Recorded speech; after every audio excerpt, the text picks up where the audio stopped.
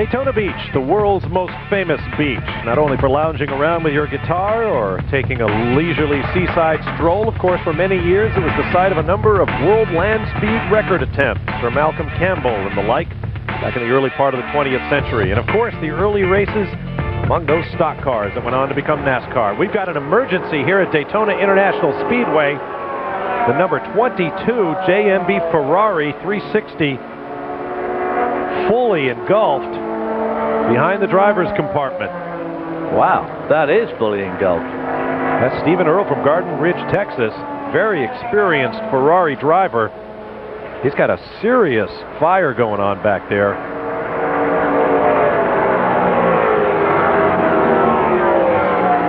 Not sure what he's trying to do. Perhaps cut off the fuel pumps there in the cockpit. This is action taking place in NASCAR turns 3 and 4 down on the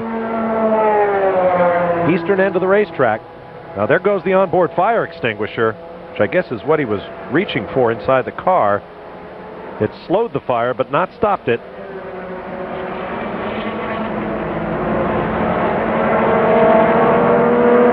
Right now we have no flags from the flag stand. There you see a fire crew on the scene.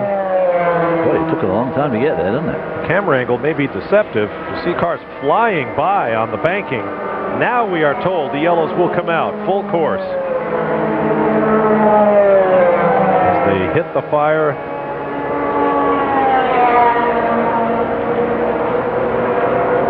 That was pretty devastating, I would imagine, to the fortunes of that car, shared by Stephen Earle, Philip Shearer, Ludovico Manfredi, and Stefan Gregoire, former IRL Rookie of the Year, and a late entry this year. 360s, beautiful Ferrari V8 engines, 5 valves per cylinder. Beautiful sounding cars. There's the crew sharing information.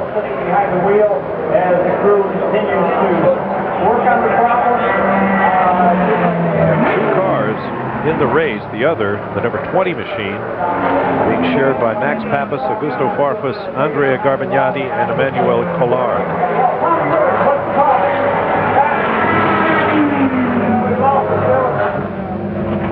There's Scott Goodyear, former open-wheeled star, and on the driving strength of the number 59 Brumos Fab Car Porsche. They decided to make the Fab Car a right-hand drive, which here at Daytona is not always the best place to be, but for most of the racetracks they go on, it's the best side of the car to be on. Let's get down to Calvin Fish.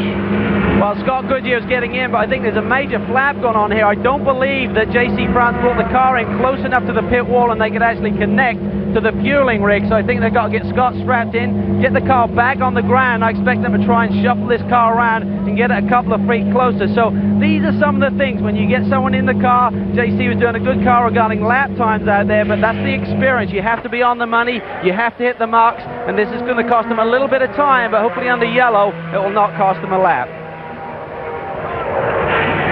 All right, thank you, Calvin. There's a look at some of the damage done to that JMB Ferrari 360 by that fire in the engine bay. This is our second full course caution. Here's a look at what happened. Obviously, his problem began well before the chicane. I wonder if the fuel pipe became detached or something, and cockpit fills with smoke. Now there is a plume of flame out the back. Christian Fittipaldi car, obviously, maybe the engine did blow up, and it. You see the driver trying to get out as quick as he can. Of course, these cars, you can't open the door, you've got to get out the window. Wearing the Hans device. A little stiffly. The fire is now out. We'll bring the car back around as we continue under our second full course caution today. The first one brought out by the number 7, Conrad Celine. That car was sitting in the pit lane with the engine cover off. After that incredible spin and getting grounded out, they pulled the car back and it started to run. It was running very fast again for quite a long time, but it's also been on the pit road for quite a long time as well. Now what's happened here? I wonder if that blown Ferrari has left fluid in the chicane. You see the The SRP2 car has spun around. We saw the 54 car spin on the oil, so it's obviously very slippery down there at the chicane now. Well, young Mike Borkowski brings the other Brumos Porsche in, handing it over to Randy Popes. Now, Randy was actually drafted onto this team since this test that they did back here in January. They felt they needed someone with a little bit more experience, maybe a little more pace to complete this lineup, so they got some great guys in here. Chris Bye will be the fourth driver on the car. Certainly David Don, who started, Mike Borkowski in the car for the second stint, and now turned over to Randy Popes. He's been the man in the Porsches for over the years, certainly had a lot of success, and he's got Porsche power behind him here today, so you'll be familiar with the power plant, but not that much experience with the prototype chassis. But it looks like a routine stop. One of the crew members assisting with the driver change, waiting for the last gas of fuel here. They've actually gone through a smaller fuel hose this year, 1.5 inches, which actually restricts the flow just a little bit, but it looks like a routine stop. He should maintain the lead. As he makes his way up the pit lane at the mandatory 45-mile-an-hour pit lane speed limit. Second orbit car, the number 44, has also pitted. The 33 Ferrari is in. Several other cars as well. We'll be back in just a moment.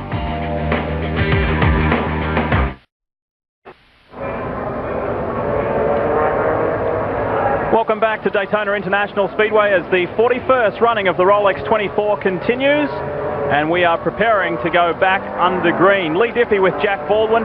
Jack, your thoughts on the first couple of hours? Well, obviously all the preparation is paid off for the Brumos cars. So far, I think they're right on schedule. 58 and the 59 car both running well, but if you take a look at all the Porsches, they're doing quite well. Very troubling to see the 22, the JMB Ferrari, the 360 GT getting taken back to the pits on the back of the tow truck. Meanwhile, here we are at the front of the field, and the pace car going around. We will see go back to green very soon, and things are looking very good for the Brumos Porsches. Well, one of the things that happened in that last caution, when that Ferrari had the problem, was the 59 car got in and out early. So they've got a nice track position now. I think Scott Goodyear went in the car, so they're in a good spot to gain some ground here. Good to see Scott Goodyear back in sports car racing. He's been looking forward to this return, and it'll be interesting to see how he fares. No doubt he hasn't lost any of his speed. No, he actually, he's a great competitor, a great driver. We had the pleasure of driving together in the Beetle Cup a few years ago, and old Scott was right there, boy.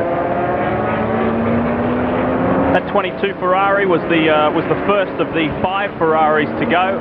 They have had some very good reliability so far, and I'm still keen to see how the 35 Rizzi Competizione Ferrari fares with Johnny Molam, Anthony Lazzaro and Ralph Kellner. They got off to a little bit of an awkward start, receiving a drive-through penalty. Let's take a look at our onboard cameras. You're looking at 5 in the Sports Racing Prototype 2 class, and this is Ross Bentley, Don Kitch, and the Prasowski father and son combination. The 15 car is Wade Goffrin, Peter McLeod, Dave Gaylord and Stephen Gorian. The 40 GTS Corvette we've seen so much of, and on board right now Kenny Wilden from Ontario, Canada. There's big things expected of Kenny, and of course the 43 Orbit Racing Porsche 911, and Mark Lee, the 22-year-old German, the current Porsche Carrera Cup champion, is behind the wheel now. So much to talk about with that young guy. And the 58 Brumos Porsche with Randy Popes behind the wheel. Randy had a drive yesterday in the Grand Am Cup race, had a little off and had an accident, but still drove very well and very fast. And the final in-car camera, we spoke about Scott Goodyear earlier. This is in the 59 machine, and Scott's looking very much forward to his first stint. And this is on board Kevin Buckler's machine, the 66, with Timo Bernhard, one of the reigning GT category champions.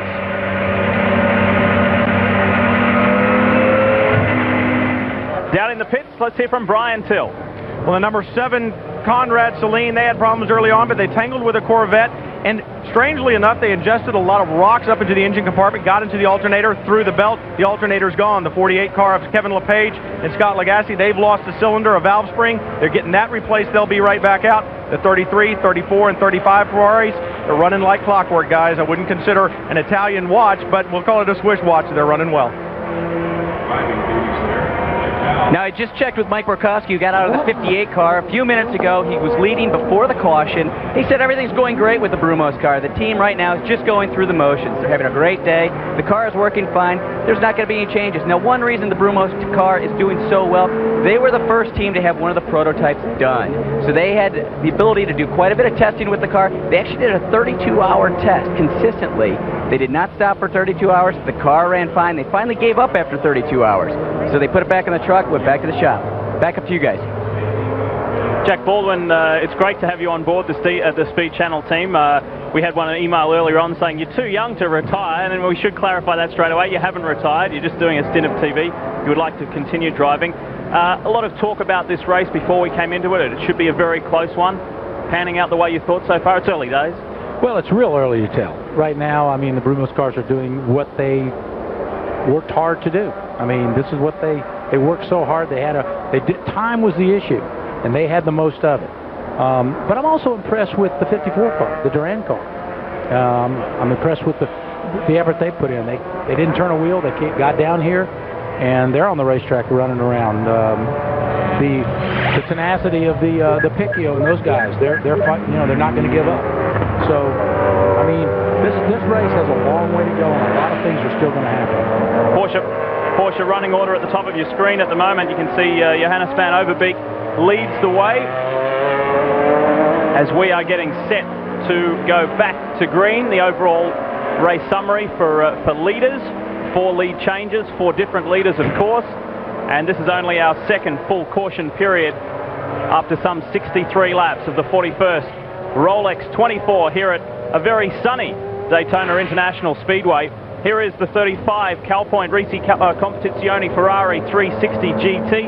Anthony Lazzaro is behind the wheel. That very effective combination of Lazzaro and Kellners and the very experienced British driver Johnny Mollin. This is a good combination, but they didn't get away with the best start, as we mentioned earlier. No, they had a little problem early, but I'll tell you, as far as having a really top-notch team of drivers and a good team to prepare that car, the whole package, that's still a car to watch for.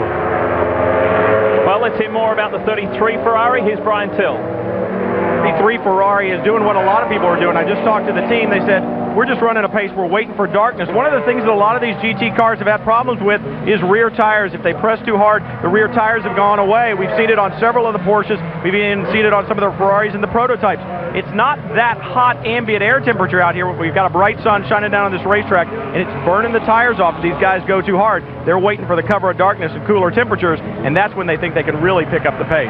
The Ferrari of Washington entry you're seeing on your screen right now, Sylvain Tremblay, fresh from a good drive yesterday in the Grand Am Cup as well, their first round of 11 for 2003. He takes over the running of that car from Brent Martini, and we're still yet to see Kurt Wagner, some very, very accomplished sports car drivers still to come in that entry. Absolutely. You know, one of the things about the track and the track conditions, just at 3 o'clock in the afternoon, the sun being kind of overhead, it's been out for a while. This track really changes with sunlight, and sunlight affects the track more than temperature does. And this track definitely changes seconds. And the tires, you can feel as a driver a tremendous difference. Your fast laps are usually at night. Getting set to see green here at Daytona International Speedway, our second caution period. So let's get set to roll, and Van Overbeek leads the way. There's 2 GT cars and 2 Daytona prototypes on the lead lap at the moment. That's how they sit. David Murray is behind the wheel of the lead car, the number 83 Porsche. David, who set a lap record yesterday in the Grand Am Cup, and here we go. We're back under green. And boy, does David want to get out there and set sail. He's really fast. He's been driving Porsches for a long time, got a lot of experience, and he's a fellow Porsche driving experience instructor also. And he last pit stop, they got a little bit of a break. The last caution, they got to jump in early, gave them great track position. They've certainly done a lot of good with that. The Daytona prototypes trying to weave their way through. It's tough work. It's harder work than it's ever been for them here at Daytona this year. And so much excitement, so much anticipation about this new class, this new category for the Rolex Sports Car Series. Absolutely. Well, you know, before on a green flag like that, the prototypes would be coming by you so quick you'd get past before you got to turn one. You know, now they tend to run in packs, and like I talked about at the beginning of the show, it's a little more difficult now, and you got to pay more of attention. We ride now with the 15 SRP2 car. Stephen Gorian behind the wheel. That looked like the Multimatic Ford flashing by on the inside. You can see the difference of speed up on the banking. The prototypes are a little bit quicker, and these open cars, these SP2 cars, have been restricted back. Back to the 5 machine. Another SRP2 entry. Some beautiful pictures as the field is bunched up after just being let loose after that second caution. You can see the BMW Picchio coming up in the background. Yeah, now let's see what kind of a run that Picchio gets and how quickly he can get by that prototype. See, he just moves down to the inside, just drives right on by. Doesn't need much of a draft, doesn't care about it. As the field has settled into somewhat of a rhythm now, let's have a look at David Murray up front in the 83 Porsche. Here we go, this is for a lead change. The Red Bull Brumos Porsche, here it comes, trying to get through past these GT 911s. I'll tell you one thing, David doesn't want to let anybody by, much less that yellow car behind him. I mean, he knows that he knows the prototype's going to get by at some point, but he definitely wants to keep that yellow Porsche behind him. Well, the yellow Porsche immediately ahead of him is the 98 car, Sasha Masson, Martin Snow, Lucas Luer, and Larry Schumacher. That's the Schumacher champion Porsche racing team. Very similar engines in all 3 cars, and Lucas Luer is behind the wheel at the moment. How much have we heard about Sasha Masson and Lucas Luer, 2 very, very good drivers that have been around for a long time. They've been stalwarts of the Porsche factory drivers group, and they have done some very good work over the years. And Lucas Luer, a young, very talented German driver that's going to be around for a long time. Here's the drag race now, the Daytona prototype right around the outside. Great work, slots in. Now David Murray is the next one. He should get him under, well, maybe not. The Porsches, the 911s actually brake a little deeper than the Daytona prototypes, believe it or not. Great opportunity for Randy Popes. He's behind the wheel of the Red Bull machine right now. He'll get a little pull right now on that 911. Move to the outside and just work this way right on by. Now, one of the things that David wants to do for sure is keep that the 911 behind him, the yellow car, because that car's a lap down. So they're racing for position, and the yellow Porsche needs that lap back. Brumos Porsche is back out in front. The hands of Randy Popes now leads the Rolex 24 at Daytona. Dave Murray in pursuit. It's the GT cars versus the prototypes. We'll be back. 24 at Daytona is brought to you by Maguire's, the trusted source in surface care service since 1901. Now into the 3rd hour of the Daytona 24. Let's take a look at hour 2 highlights, and this was the Conrad Saleen. Perhaps a rear tire problem, and they went sailing down through on turn 1 and across the end of pit lane. The 15 Sports Racing Prototype 2 was helped around by the Marcus Mantis.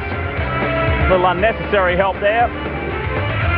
The number 40 Corvette, the Der Haag Motorsports machine, experienced some overheating problems after Justin Bell did his second stint, his double stint, and you can see the frustration and disappointment there as Justin help was got from the car. And the 73 Graham Nash Porsche, Rod Wilson there, rear tire problems, not for the first time today. Meanwhile, one of the cars that's been doing great work up front is the 83 Porsche with Johannes van Overbeek at the wheel. That is for sure, because we know that Dave Murray is down in pit lane with Brian Till. Well, that's right, Lee. Now, David, a lot of the guys, we've had some conjecture early on that a GT car was capable of winning this thing overall. You guys have certainly shown that you can lead, but a bridesmaid here 3 different times. Are you going to have enough to put it on the podium this time? You know, I can't tell what time it is anymore. I got to have a new watch. Yeah, the REMWorks team has worked really hard. We've been at this thing since before test days, planning and planning, organizing, and I can't tell you how much they've done for make the organization work right. Johannes started the race. I got in second now. He's back in the car. Car's still working as good as it did with the start of the race. You know, it's perfect, and we actually legitimately had the lead overall because we pitted at the right time. Thomas Blom is our strategist. I was flat out in NASCAR 4 when he said pit this lap. And they just announced the yellow was coming out, so we pitted, and that's what gave us the lead overall. Well, strategy is going to play a big part in this. A lot of guys have had problems with rear tires, and it seems like even though the ambient temperature isn't that hot, the tires have been going away, but you guys have been good. Well, you know, the fast guy and the guy that win here, you know that.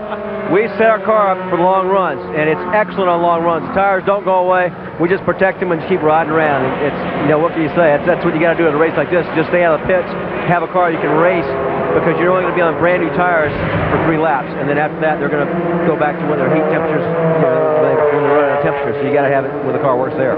So even though the classes have changed, it's still the same old deal. You got to be there when the sun comes up, and then you go racing the last couple hours. Yeah, that's what it is. And you know, for us, it's just taking care of the car, and it's great this year because the prototypes are not significantly faster than us, so you don't have people whizzing by. It's a lot safer. It's a lot more fun because you're actually racing with people all the time. I had the Brumos car in sight for probably 20 laps, and it actually paid off because by working hard to do that and stay close, that's what gave us the lead at the 2-hour mark. Well, bridesmaid 3 different times, like I said. He wants a new watch, so hopefully he's going to be here tomorrow. That was a Porsche watch, but I want the Rolex. Hi, Bob Carlson. Get better, buddy.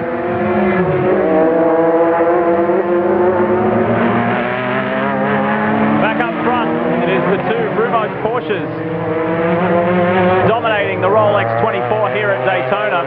And there was a lot spoken about the Brumos team coming into this race, Jack Baldwin, and they're certainly living up to everything that was spoken about them. They tested well, they were very strong, the durability looked good, the drivers felt positive, and having people like Hurley Haywood as part of you know, the program certainly helps. Well, it's a class program all the way, and they certainly know exactly how to win endurance contests. And as you can see right now, both their cars, they're running right on schedule, clicking along. The 59 car, I know, would like to take the lead for once. I know that when Scott Goodyear in, he really worked hard to try to get a run on the 58 car, but Randy was able to pick up the pace a little bit and hold him back. So, you know, I'm sure 1 and 2 makes the whole team happy. I'm sure Bob Snodgrass is happy about it, and the team is, but I know the guys that crew in the 59 car would like to lead once, and at some point along the way they probably will. Chris Neville, tell us some more about Brumos. Well, at that last pit stop, we saw J.C. France get out of the car and hand over the driving duties to Scott Goodyear. Now, the team was really excited about how J.C. performed in the car. He is a rookie here at Daytona, so they were a little bit concerned that he wasn't be able to keep the pace with the other drivers. But he was right on Hurley's mark the entire time. Now, the team also threw a little curveball at him, decided to try a softer compound tire on all 4 corners of the car. That experiment didn't really work. If the track is hot today, it's very sunny, so they really burned off the rears in the car. They decided to go back to the harder compound. Looks like they're going to have to stick with that the rest of the day. Looks like JC's also doing a good job. Back to you guys. This GT Porsche you can see on screen right now, the number 98 car. This is the Lucas Luhr car, the Schumacher champion Porsche entry, and whether this has experienced a rear tire problem, they just went spinning. Lucas was spinning on pit entry, and he has done a very good job to get that car back to pit lane, Jack. Yeah, he was right in front of the 83 car coming out through turn 4 and spun right in front of him. And it was a little scary there for a minute or so, a couple seconds, but he was able to gather it up, hold on to it, and get it in the pits. It doesn't look like there's a lot of damage there. They'll put a tire on and get him out of there. He'll go back down the lap that he gained, so he'll basically just pick up where he left off. He worked hard to get ahead and get back up on the leading lap, and now he's back a lap down. So that's a real tough break for Lucas Luhr because he was having a great battle with the REMWorks Motorsports Porsche with Johannes van Overbeek up there in the top 5. We'll have more of the Rolex 24 after this.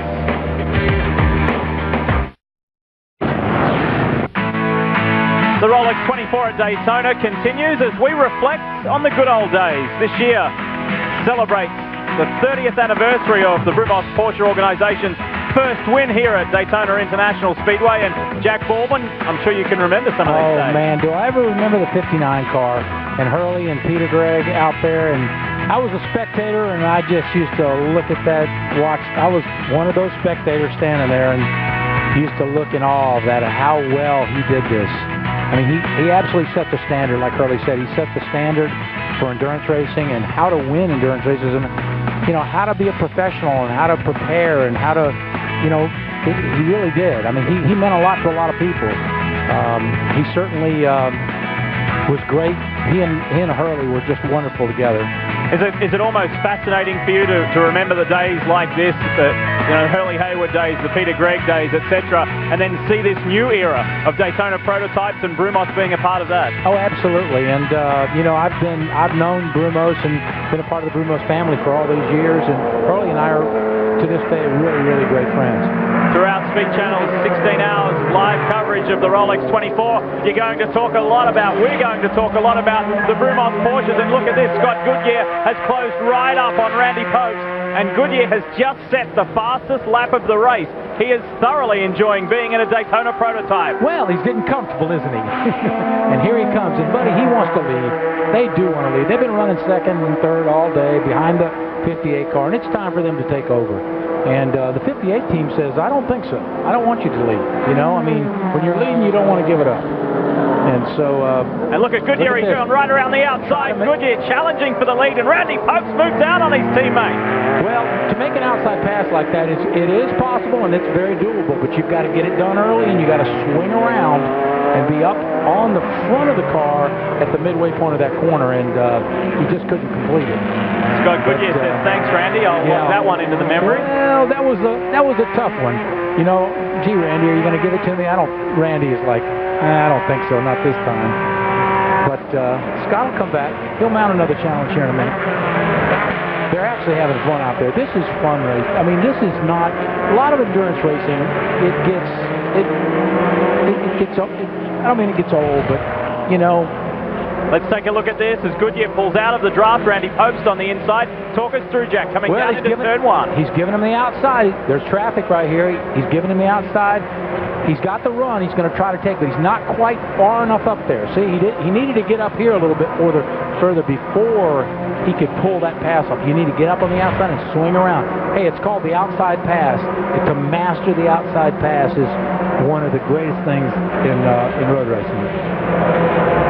Watch carefully as it feels and looks very much like it won't take Scott Goodyear all that much time to catch up, especially with traffic. There's one of the roll center Moslers that has helped Scott Goodyear perfectly. Here we go.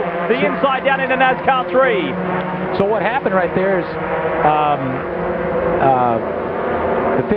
the 58 car had to back off just a little bit to make room for that traffic. And he got the run, and that's it. Here he comes.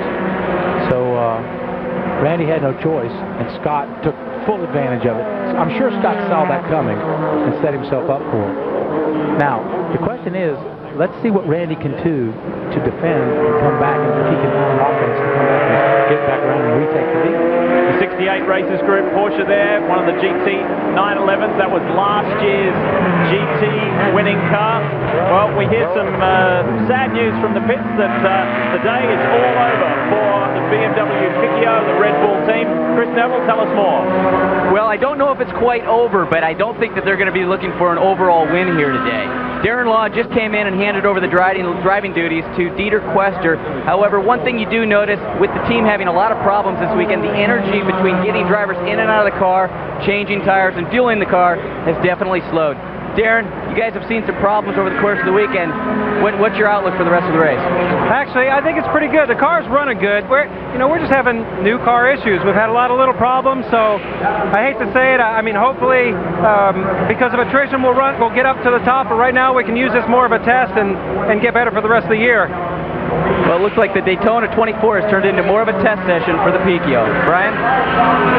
It's not the only problem on pit lane, Chris. The number 54 car, the Doron, it's still having problems. Fittipaldi, Taze, Borcheller, and Barber, they're not going to win this thing overall either. And I talked to Kevin Doran a little earlier, and he said, you know, we just wanted to get points for our two drivers who are going to be running all year long. We don't have a lot of confidence.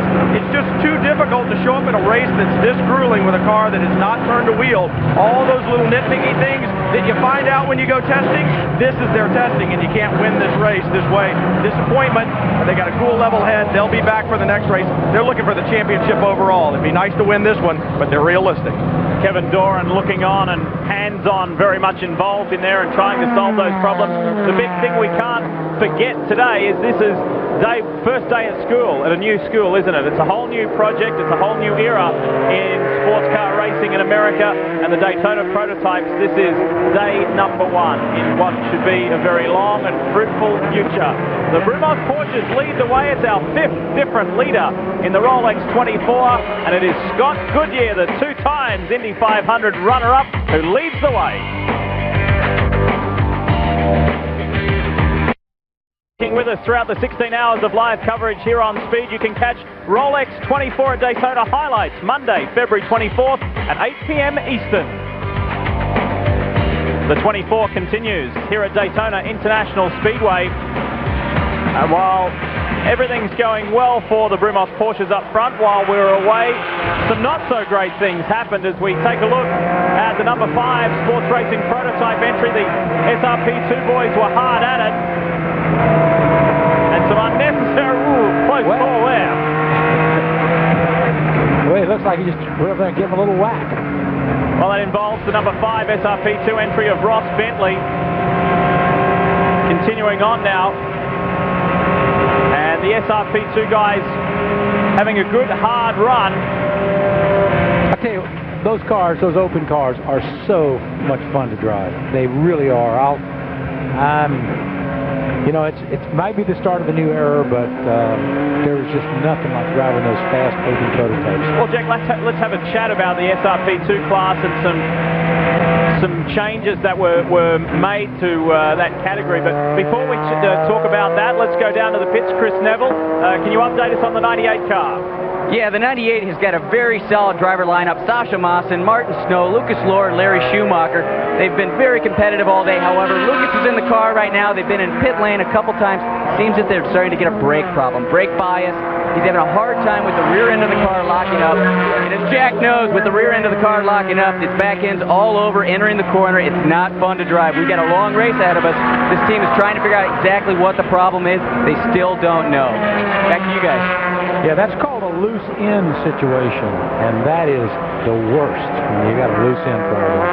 Because when you put your foot on the brake pedal, when you back out of it, the thing wants to rotate. The thing wants to spin going before you can get to the corner. It's hard to keep your knuckles from getting really white when you drive a car like that. The number 5 entry, the Team Seattle Essex Racing entry. We've mentioned them throughout the hours on air so far. Ross Bentley, Don Kitch, Joe Prasowski and Justin Prasowski. Let's talk about that SRP2 class, Jack, a little bit, and the changes that have been made for this new season, because they've had a massive restriction in the as far as how much fuel they can carry, which forces them to stop more regularly. Elaborate for us. Well, not only fuel, but also in the restrictors. So they slowed them down in both ends. And, you know, it's just part of all the changes that we're going through at this point. And I think there's more changes to come.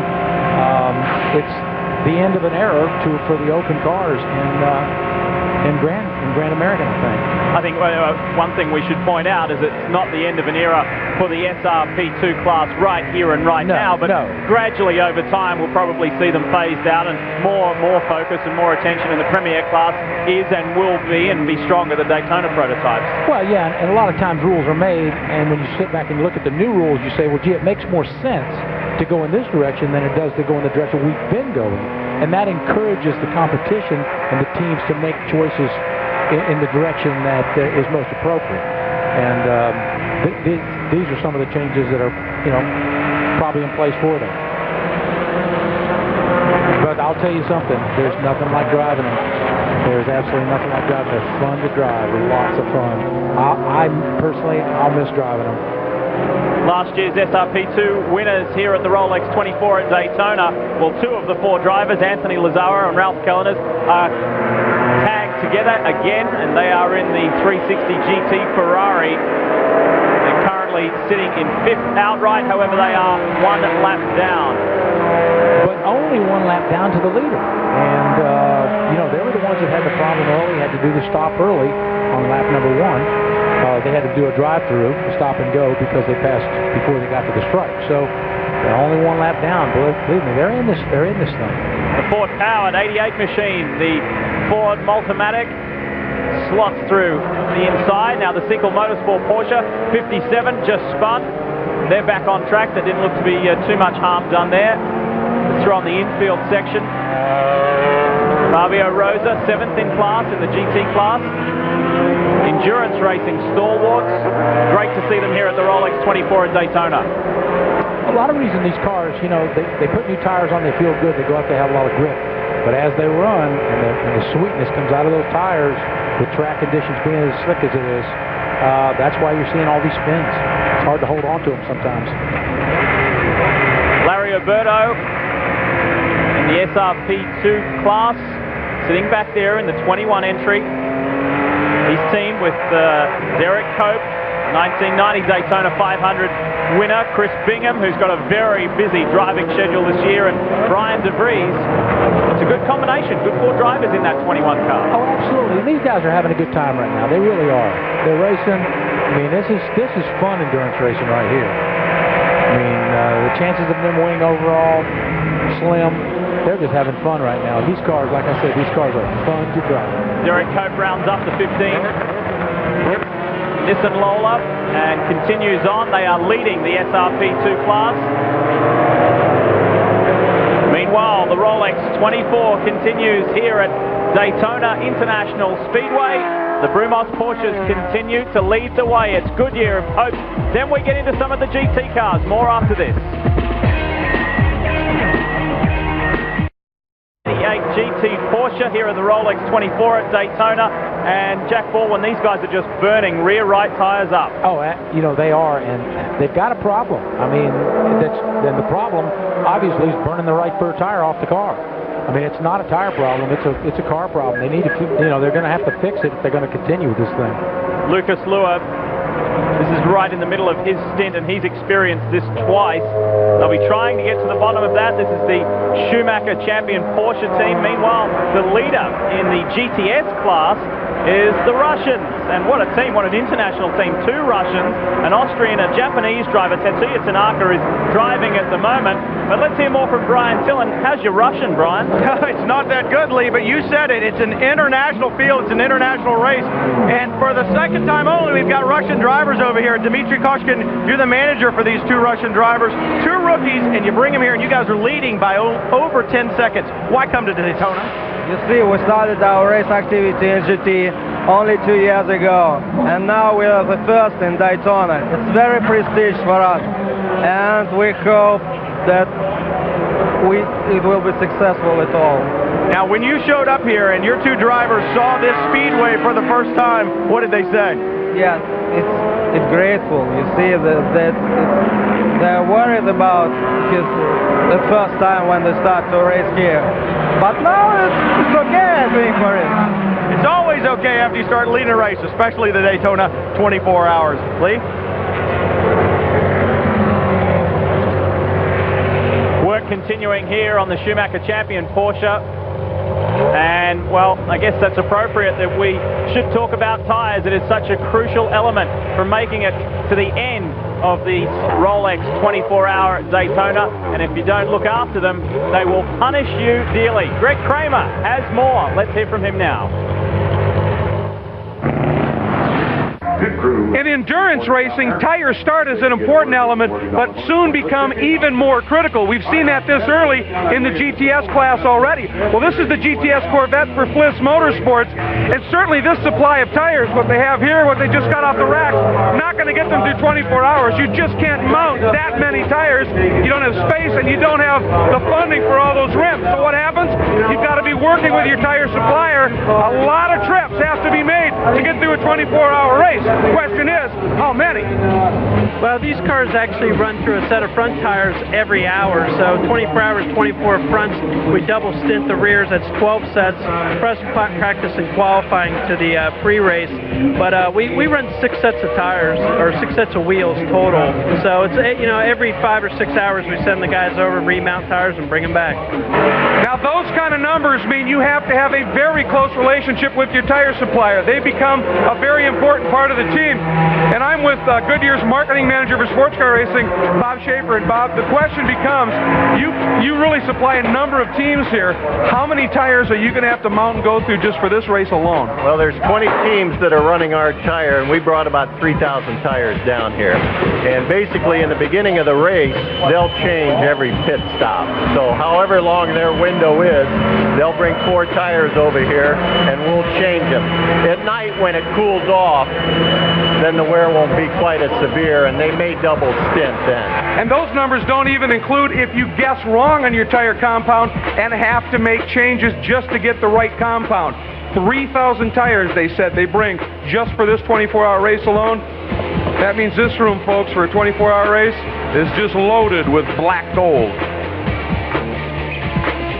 Beautiful new tyres. That's what was right behind Greg Kramer there, but certainly not what was on the rear of the 98 Porsche. Tell us more, Chris Neville. Well, Porsche team driver Lucas Lord just handed over the driving duties to Martin Snow. Lucas, you guys have had some tire problems today. This is your 3rd blowout on the right rear. What's the problem? I don't know. There's just, you can't feel it handling-wise. The tire makes no noise. You just go into the banking and boom, the tire explodes. So it's not so nice feeling. I can imagine on the banking it isn't. I've also heard that there are some braking problems with the car. No, we have no braking problems. The problem is I try to, you know, to make the life for the rear tire a little bit easier. So I pushed all the brake bias to the front. And then I had some lockups in the front, so I need to go back. And then I had another blow up, so I don't know what to do. Very solid team, having some problems early in this race. Back to you guys upstairs. An extremely solid team, and that is very, very frustrating for Lucas Luer, Sasha Masson, Martin Snow, and Larry Schumacher. They'll battle on. They've got a lot of experience, and they'll keep on pushing. That's what you have to do here at Daytona. 3 hours down, exactly 21 to go, and the end of the 3rd hour. Tires is definitely the story if you're in Class GT and you're in a 911 Porsche. Jack Baldwin, this is incredible. They are tearing them up. This is the 43 Orbit Porsche, and there's another one gone. This is Mark Lee behind the wheel.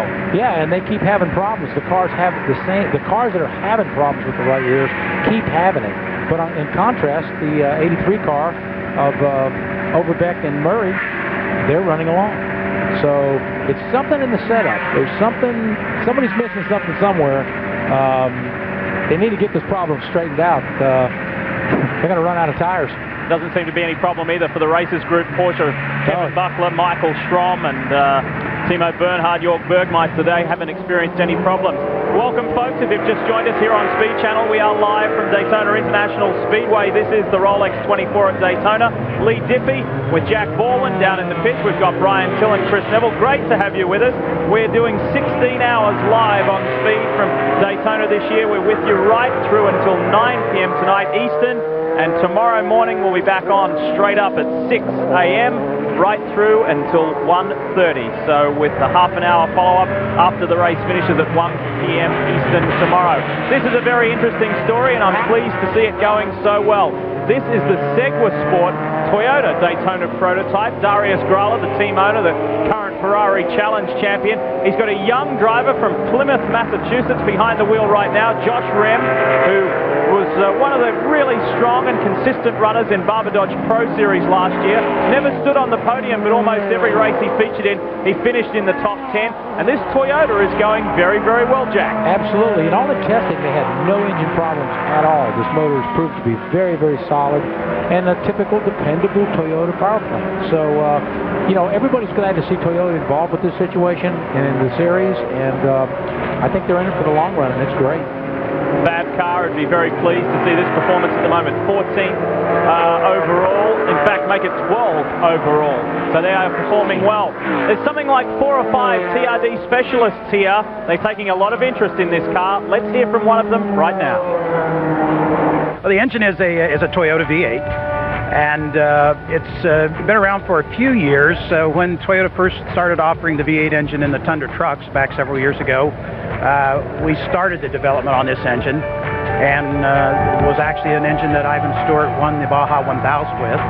Last year, the Scranton brothers in compact drag racing were the first to go over 200 mile an hour, and they won the championship in an HRA Sport Compact last year. So this is just the natural next step for the development of the engine program. As a company, we would love someday to be involved in the upper levels of NASCAR, but I'm sure when the company decides to do that, there'll be proper announcements made. Well, it's fabulous to see them in this category, and Toyota as a company is very active in motorsport. Of course, it rocked the motorsport world when they pulled out of the World Rally Championship, but of course that was for a very good reason, because they were heading into Formula One. Now they're getting into Grand American, the Rolex Sports Car Series, and Jack there, Gary alluded to the fact there's a NASCAR involved. Could NASCAR be next? Wouldn't that be interesting? Obviously they're showing that they do have a nice V8. That certainly would work and go around these ovals probably very well. So that's probably an ongoing conversation across the street over there. And as you could hear there from Gary Reed, it's great. There's a lot of positive vibes going around about Toyota's involvement in the Daytona prototype class. And it's not just like Darius Grala and Segwa Sport team went out and purchased the Toyota engine and they said thanks, see you later.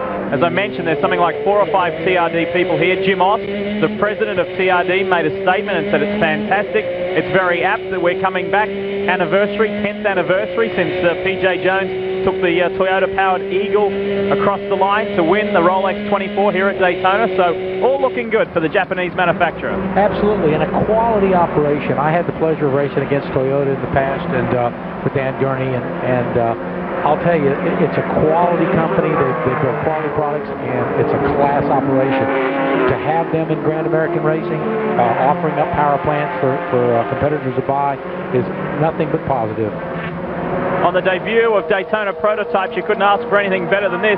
The Brumos Porsches, there's less than 1 second between them. This is the overall race lead. Scott Goodyear in the 59 machine, the traditional Brumos colours there, leads the way from Randy Popes in the Red Bull-sponsored 58 machine. And this is fabulous. They are quite a ways ahead of everyone else. The Renworks Porsche still maintains third from the Racers Group, 66 entry, all 4 of those cars. In fact, just the first 3 now on the lead lap, unless we're waiting for the 66 machine to come across the line. So they're still running well, but the 2 Daytona prototypes up front. Brian Till, do you have more for us? Well, the 66 car in for a routine stop. They came in, changed tires, added fuel. The driver stayed in. But, you talk about the Toyota engine, guys.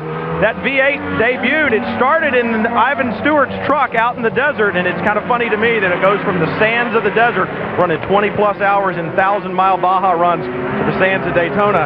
Seems to be running pretty well here.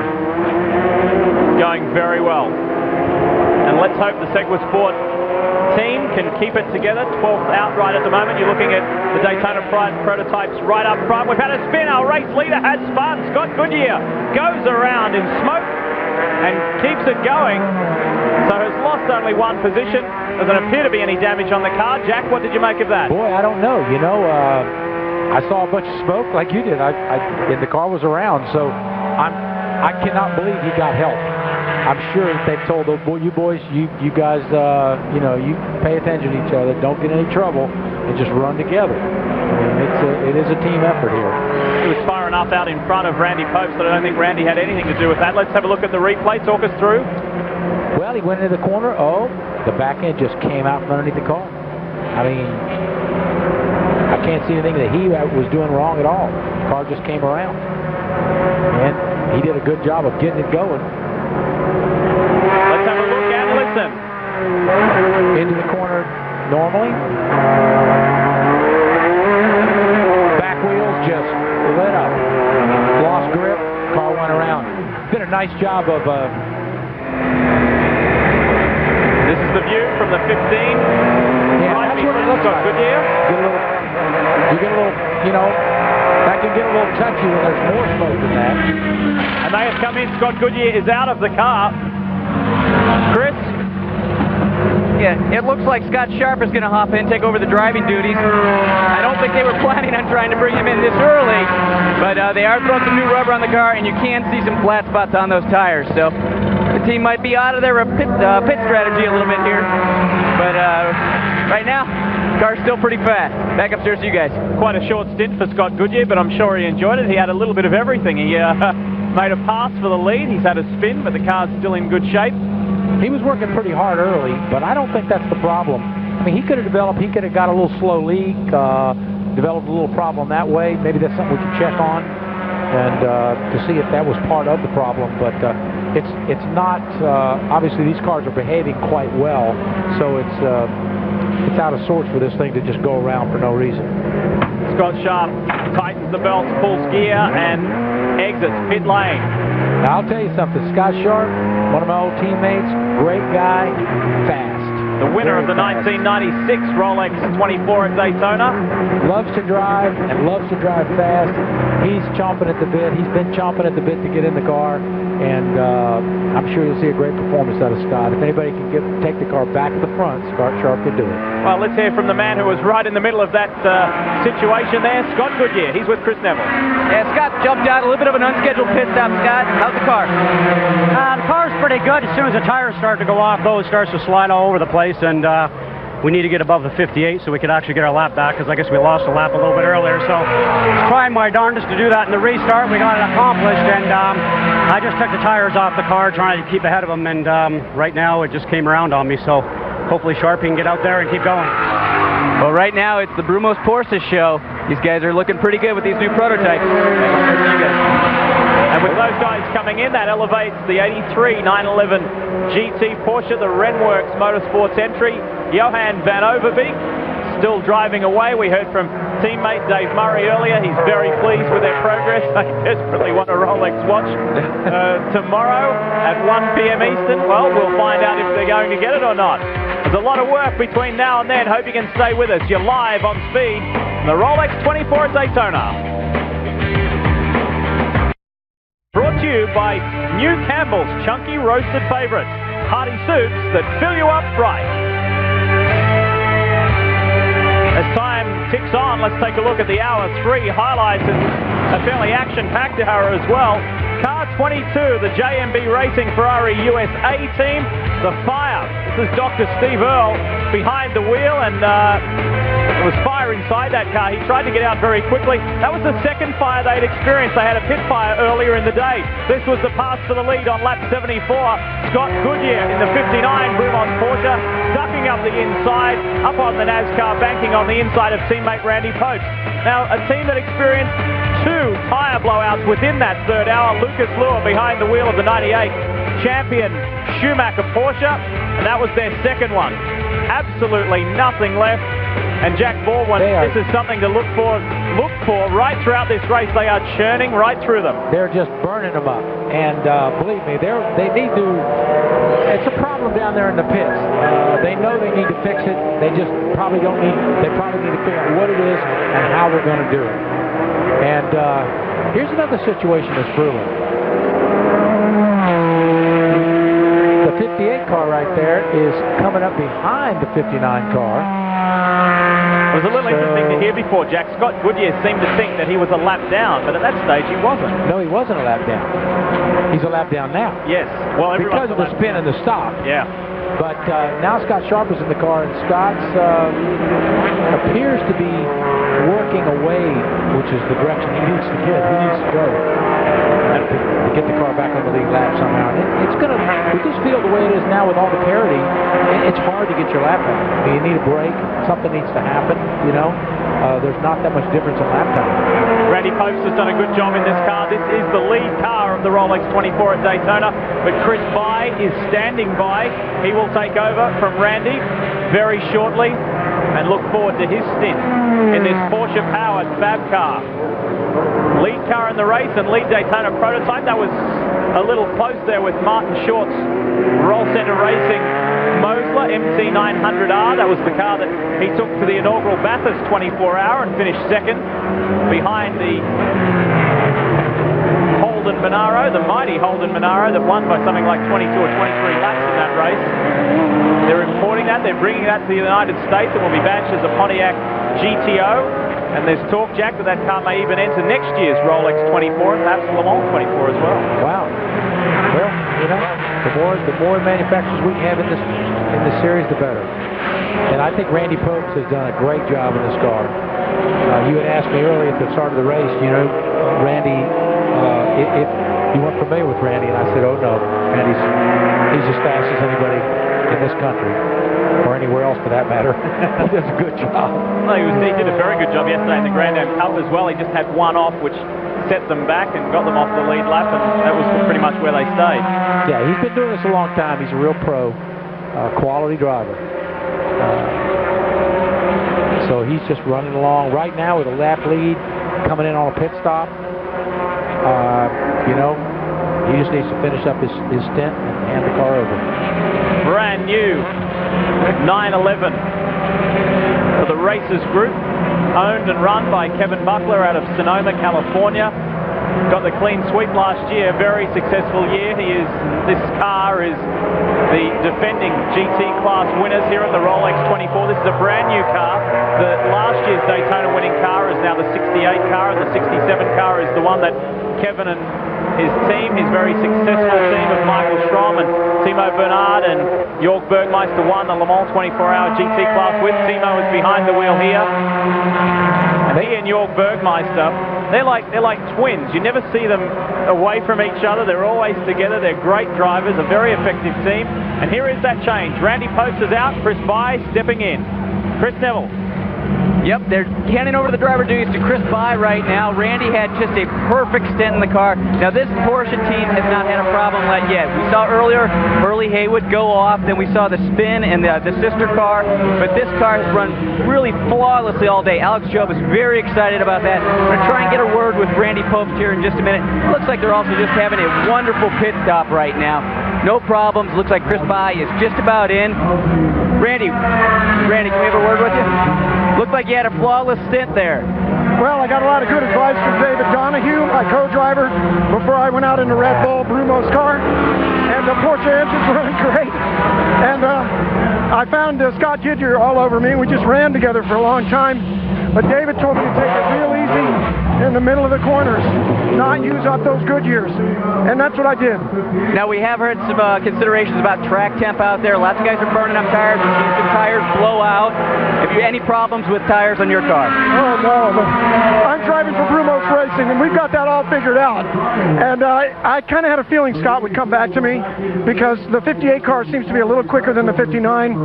I was holding a conservative 24-hour pace, and it was good running with him. Really enjoyed it. A couple of cars aren't watching their mirrors. I don't know if you saw the couple moments I got pinched right up against the wall, but I didn't lift. I know as soon as they see me, boom, the hole's going to open. A very confident Red Bull team down here. Back upstairs. Chris Bye takes the 58 Red Bull Porsche powered Fab car back out onto the circuit. Will enjoy his stint. Great job, Randy Popes. Absolutely. The 58 car, great pit stop, in and out, as good as you can do. But it takes time to do that. The 58 car came out just in front of the 59 car. Now, Scott Sharp looks up there and he says, there's that 58 car. I'm going to get him. Now I can get that lap back. Only problem is, you know, Chris has got fresh tires, so that's going to give Chris Bye a real sense of confidence and feeling and grip. But I'll tell you, I'd hate to have Scott Sharp behind me with his ability. Well, Scott Sharp is now a lot further into his stint than what Chris Bye is. Chris Bye's out lap, and yeah, he's not comfortable. You know, you're going on your out lap. You know, the tires are cold. You're not used to it. It's the first round for Chris. He doesn't want to make a mistake. He doesn't want to foul. So he's like, he looked in the mirror and he went, oh no, there's Scott Sharp. Ouch. You know. And here comes Scott Sharp. He rounds Chris Bye up down into the chicane. The 59 machine is running smoothly as Chris Bye gets the 58 Porsche powered Fab car up to speed, and Scott Goodyear takes a break, takes a drink after a well-earned and well-run stint. More after this. Welcome back to a beautiful afternoon at Daytona International Speedway. The Rolex 24 continues 2003. The American road racing season is up and away for a new year. You're looking at the new race leader, 59, the Porsche-powered Fab car. Scott Sharp has just set the fastest lap of the race. He is flying. But these things are new. Who better to talk us round than the 5 times Rolex champion, Hurley Haywood? Okay, you're looking at Brumos's new Porsche Fab car. We got this car about 3 months ago and we started testing it. It's really exciting for me to be on this. I was sort of in the development stage of this thing when it was conceived on a cocktail napkin, and I watched it grow up through its whole birthing process, and now we're lucky enough to have it and ready to go for the 24-hour race. It's basically a tube chassis car that's got a lot of carbon in it for crash safety. We've got big Brembo brakes up here, which are a 4-piston brake, so we have really good stopping ability with this car. This is Brumos Porsche, so it's powered, of course, by a Porsche motor. It's a 3.6-liter normally aspirated motor with no restrictor for the air, so we have about 485 horsepower for this endurance race. Up here we have this nice big wing, which gives us the stability in the corners and on the straightaway. So it's a very nice and friendly car to drive for 24 hours. Great to hear from the legendary Hurley Haywood and Jack Baldwin. He's a good friend of yours, very close friend of yours. This Rolex 24 at Daytona is just the beginning of his racing year. Oh, it is. And after this, he will run the rest of the season for the championship with teammate J.C. France at this point. And I would imagine that they will be as effective in every other race as they are today. Well, speaking of the legendary Hurley Haywood, from one extreme, all of Hurley's wins and experiences, we talk about this young fellow. He has created history today. We heard from him earlier in the broadcast, and that is Tom Hessett III, 16 years of age. He is still at school, and he is making his Rolex 24 at Daytona debut today in the Racers Group Porsche, and he's doing a fine job. This is the car that actually won the GT category here last year. Brian Till, tell us more about this family, this unique family. Well, Tom Hessett Jr. has been racing for a long time, and Tom, I know you've seen history made in other classes and at racetracks with speeds and lap records and all that, but we just watched history be made. The 16-year-old driving in the Daytona 24 hours for the first time. The thing that makes you so nervous, I would imagine, is it's your son. Well, without a doubt. That's why I jumped over the wall to make sure his seatbelts were tight, as I do all the time. As a race car driver, he's very confident. I'm not worried about it. But as a dad, I'm worried.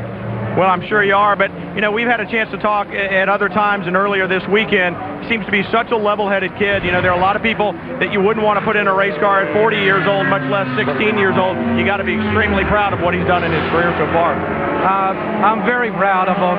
He's very competent. He's a great kid, and he's my best friend. Which is great. And Tom Hessett knows about how to win races, and hopefully he's passed that along in his genes a little bit. But I don't think I've ever seen him this nervous at a racetrack, guys. Jack, I mean, off the top of your head, how many have you done? How many races here? The 24s, 15? I'd say 15 or so. Something. Tell us what this young guy's going through. Well, I mean, right now he's thrilled. Going around, there's just nothing like going around the banking and just the feeling of being at Daytona, and you're driving along, you're driving, you see the banking, and you're going by these huge grand canons, you say to yourself, man, I can't believe I'm racing at Daytona.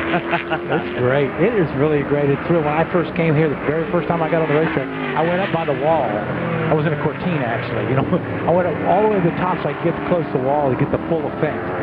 It was real. That was many years ago. But I think he drives, doesn't he? He drives midgets. Yes, yeah. Oh, yeah. He's done some USAC stuff. Absolutely. And I was watching him drive the other night.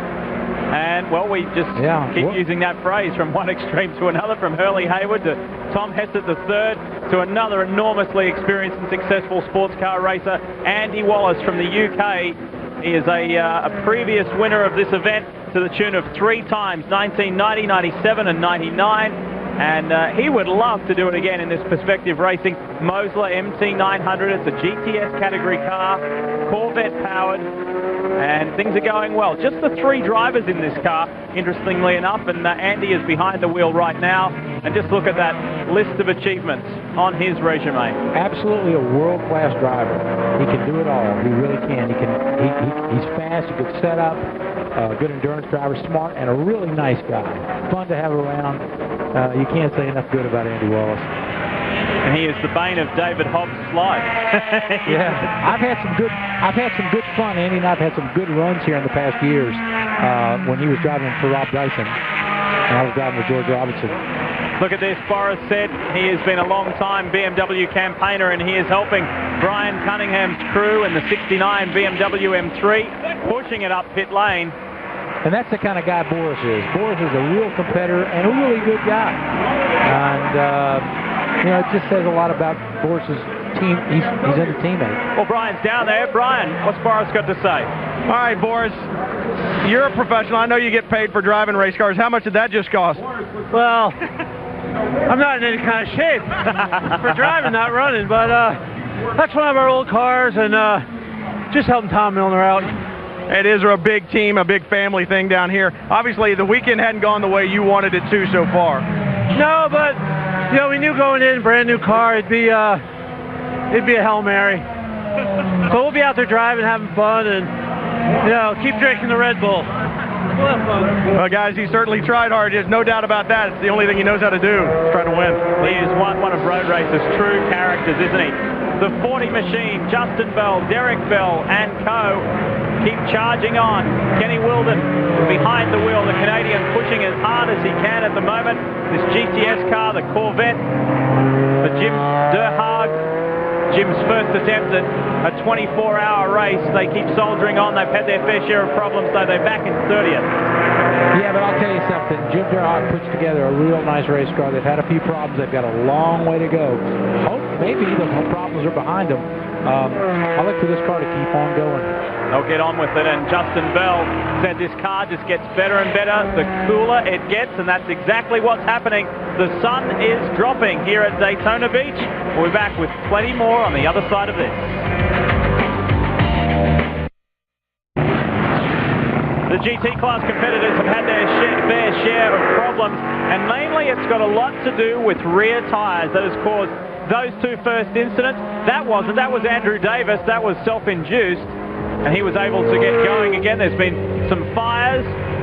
The tyres have been burning up, especially for the Schumacher champion Porsche team. The cycle Porsche had its spin. Dr. Stephen Earle had a close call when the Ferrari caught on time for the second time, and Thomas Milner's boys in the BMW M3 have had some tough going, but now this is the lead GT car. The 66 Kevin Buckler's machine leads the GT class, and the number 20 Ferrari with Andrea Garbinati on board now has taken over from Max Pappas, and this is the sister car to the one that you saw on fire, the JMB Racing USA Ferrari, the 360 GT. Interesting combination here, Jack, with this car, and this was a big battle that was spoken about a lot, the Ferraris versus the Porsches. At the moment, the Porsches are winning out. Well, the Porsches are a little faster, and that's the problem. I mean, the Ferraris handle good, they have good brakes, but they don't make a lot of torque, and it's hard to get them up and going. So they suffer a little bit that way, and you have so much straightaway here to deal with. This is a tough place, so they have to run them really, really hard to try, and you can see right there, the Porsche just kind of goes by. Speaking of the JMB number 20 Ferrari, let's hear from the man who just stepped from it, Max Pappas. Well, we had a chance to talk to Max earlier. Max, you've been in the car now. Any problems at all with the Ferrari? You know, the car is running really good. We just have a bit of a problem selecting first gear coming out of the pit, but on the track, absolutely no problem up to now. And it's a little bit slippery, you know. Rear end is very alive on our car, and we've been very conservative on the setup. You know, we didn't put a lot of camber in the car because, you know, we're afraid of blowing the rear tire. Looks like some other people, maybe they haven't been that conservative, so hopefully that will pay off at the end. Well, and certainly you know that conservative is what wins races for you here, But with a gearbox problem this early on, is it something that's just a linkage problem, or are you worried about something inside the box? No, it's just electronic. You know, we have paddle shift on the car, and it's just an electronic glitch. You know, it actually doesn't select first gear; it just selects second gear. So we just need a bit of a push from the mechanic, and that's it. As far as horsepower goes, you need a couple of more of those prancing horses underneath the hood to keep up with the Porsches in the straight line, or are you guys good horsepower-wise? I think in terms of horsepower, you know, we are not as quick as some of the other GT cars. You know, we have a lot of horsepower there, and we have a donkey driving. Well, he certainly knows how to win. We watched that in '96. We watched him really go for it. We watched him come out with a victory last year. Keep an eye on him once the sun comes up, guys. The Graham Nash Motorsport Porsche again in trouble. Martin Koenig is driving at the moment. That's the Rob Wilson Porsche as well. They've had their fair share of problems today. Just touching on a point that Max Pappas brought up there about the paddle shift. All of the 360 GT Ferraris, Jack Baldwin, are running the paddle shift this weekend. I was talking with Johnny Molam from the Rizzi Competizione one. They ran the traditional box, or the traditional change, at the test. They found they had too many problems with it, and they went to the paddle shift. All the Ferraris running the paddle shift. Yeah, and that's nice. I mean, you just keep your hands on the wheel, and you just upshift and downshift with your fingertips. It's real nice. Well, Johnny Molam was telling me he got an awful shock when he first went out this weekend in the first practice session, went charging down into turn one and went boom, boom, boom. Went to reach over, yeah. And it doesn't go like that. It doesn't change down like a motorcycle or a sequential box. He said you've got to give it time to let it think about it. Yeah. And then go down slowly. He said he had to make himself, slow himself down into much more of a rhythm. He said he learnt the hard way. Yeah. And, you know, the Ferrari's not having the torque up the corners. You can see that the guys have been talking about how slick it is all day. Well, you know, even the Ferraris have a hard time hooking it up, coming off the corners. And that's what it's all about. Believe me, when you come off the corner up onto the speedway, you've got to get those, you've got to not spin the back tires. You've got to hook them up. And that's if you can't get going, you lose your run, and it really affects your mile per hour. Second place car in the Rolex 24 at the moment, the 58 Porsche powered Fab car. Chris Fye is driving at the moment. A big year ahead for Chris. He will team with David Donahue for the Rolex Sports Car Series, and he is looking very much forward to that. But it is the Brumos Porsches dominating, continuing this very strong run, and this is Scott Sharp on board the 59 machine, the lead car.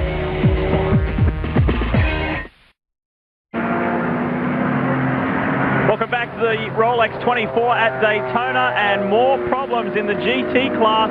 This is the Cycle Motorsport Porsche, and there is a big fire at the rear of that car. Andrea Chiesa at the wheel. Fabio Rosa will be looking on very anxiously. So too Gabriel Rosa and Alex Caffey. The three other drivers in that car. Major problem, Jack Baldwin, at the back. Absolutely, and boy, I'll tell you, that is a terrible feeling when the car's burning like that. You're so helpless. You know, you got to get out of the car. You want to get the fire out before it does too much damage, and you sort of know your day's done when you see all that smoke. While we're in the break, you saw the beginning of that over on the back straight. What do you make of it? What can cause that? You know, it's not a tire. The tire had air in it, so the tire didn't prompt the problem or cause it. It could be a lot of things. There's some oil lines back there, an oil leak, you know, something got something going, and, you know, hey, we got a fire. Andrea Chiesa out of the car just to the right of your screen. Yeah, he's done for the day, most likely. I mean, they will tow it back and take a look at it, and it's possible. Depends how much damage, how many wires it burned. And the Cycle Motorsport team, great supporters of sports car racing, both here in America and in Europe. They've been around for a long time. And Andrea just salvaging the radio out of the car. There's the Russians, the GTS class leaders. They've gone around in turn one. Hey, another one of those places on the racetrack is real slick. Nikolay Fomenko. And you know, usually driving.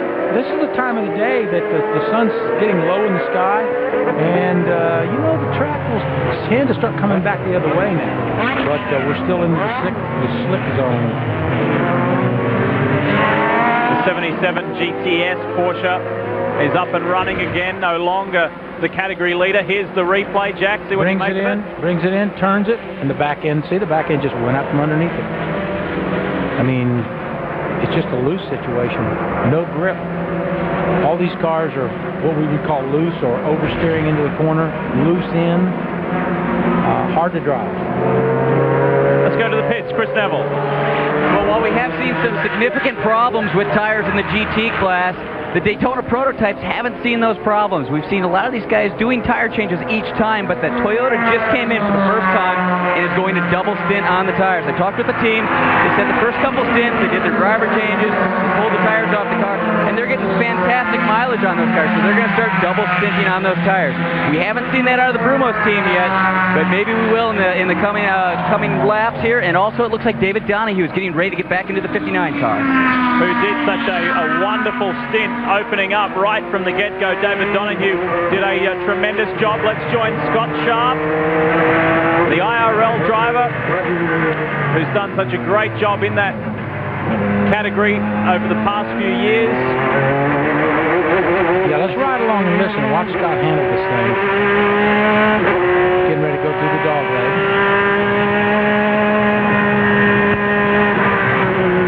Up through the dog leg flat.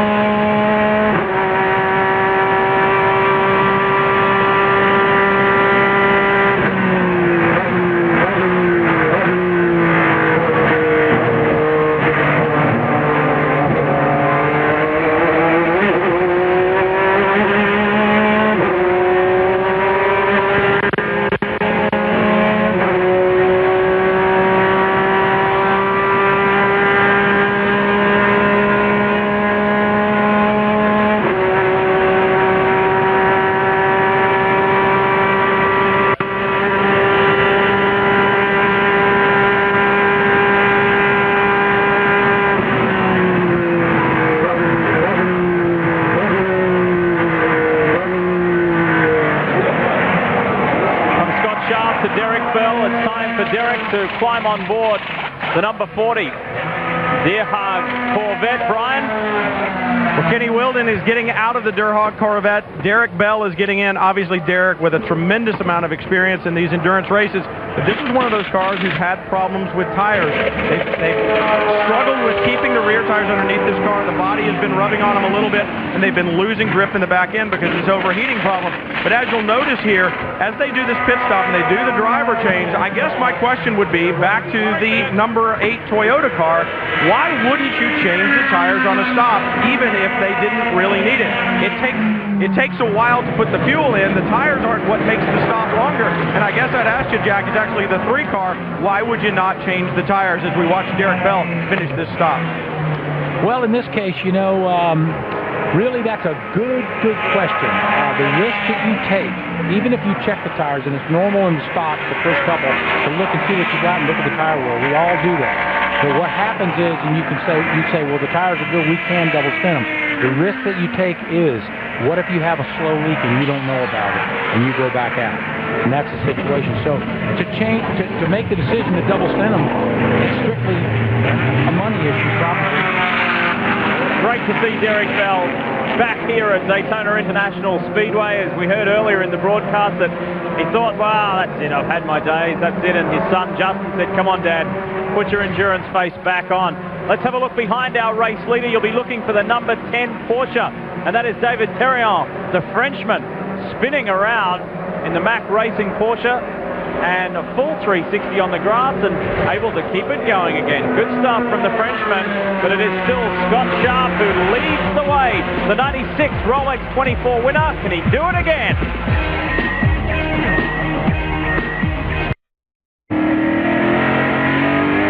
Thanks for joining us live here on Speed Channel, the Daytona International Speedway. For the Rolex 24, you're looking at the face of a champion.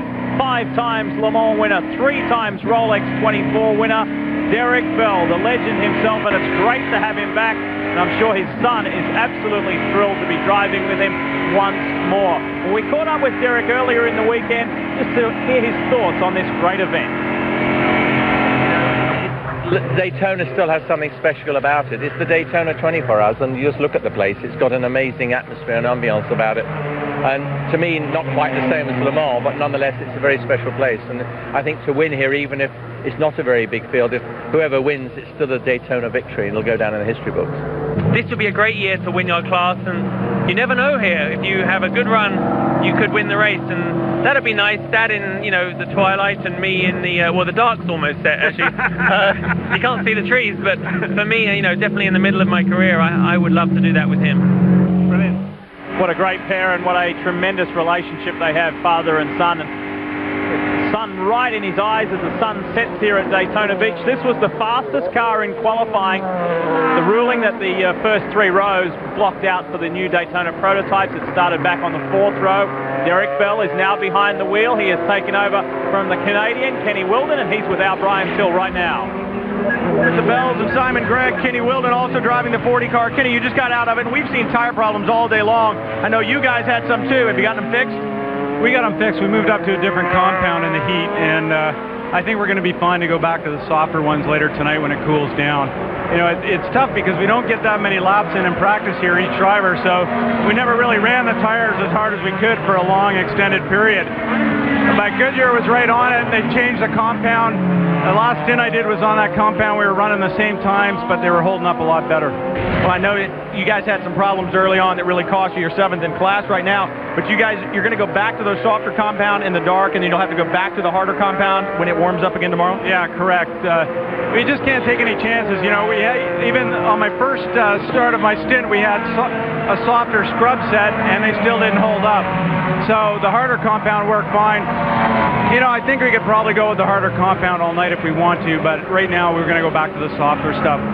Well, now, when I walked up, you said it is so good to be back in that car, and anybody who's a Trans Am fan, you know, watched you run in that car and run well, and that horrifying crash you had at Road America, it's great to see you back. But how great is it to be back here, especially running with a group of people like Jim Durhog and Derek Bell? Well, I'll tell you, a week ago I was sitting at home wondering if I was going to be down here racing, and Jimmy gave me the call, and I got a little bit of money together to help me get down here, and to be here with Derek Bell, Justin Bell, and Simon Gregg, and back in the Hawks bed again, it feels good.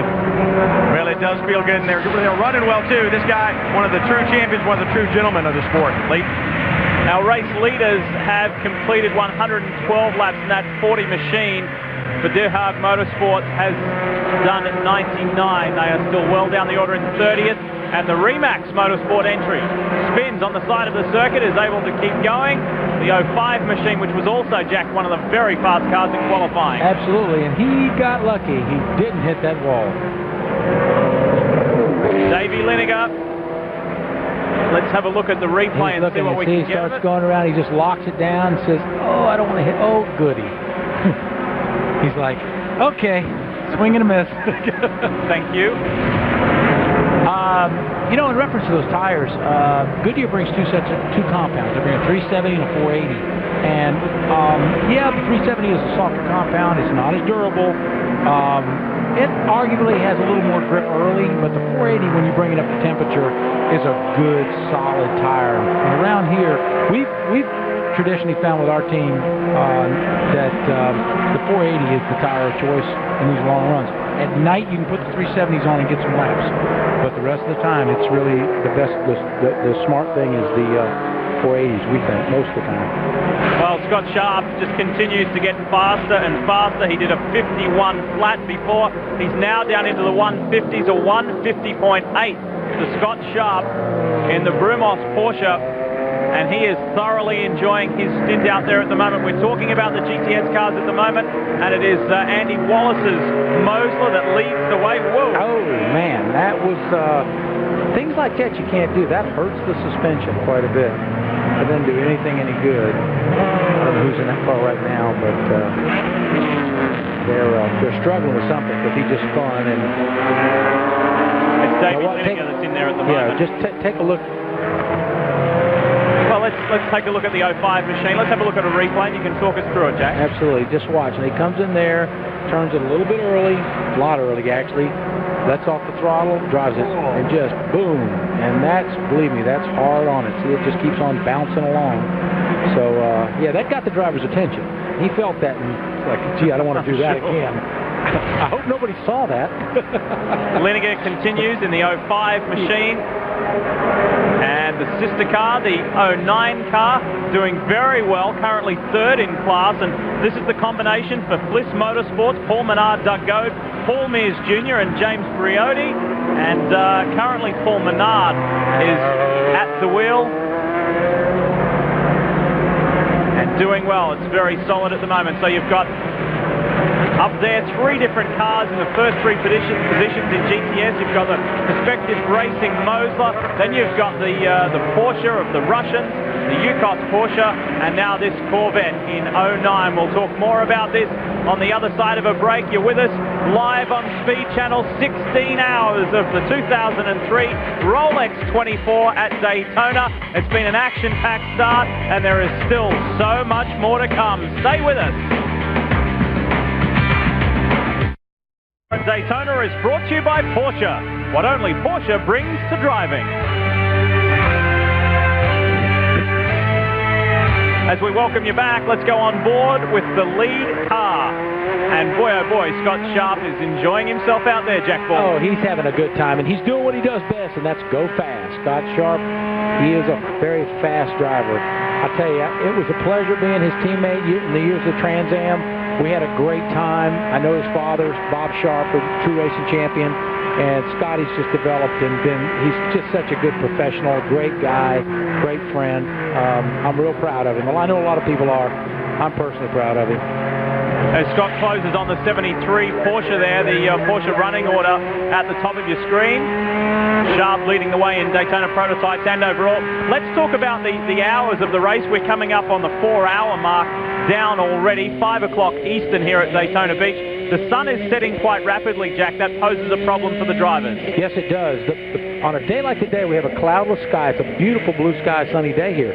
But this time of day, going through NASCAR 3 and 4, the sun is absolutely blinding. I mean, you get to a point over there that you can't see anything, even if you've got a shade. You've got to put your hand up or hide behind something because it's blinding. And you typically look at something else, like the wall or someplace, as a reference to get through the blind, the bright sun.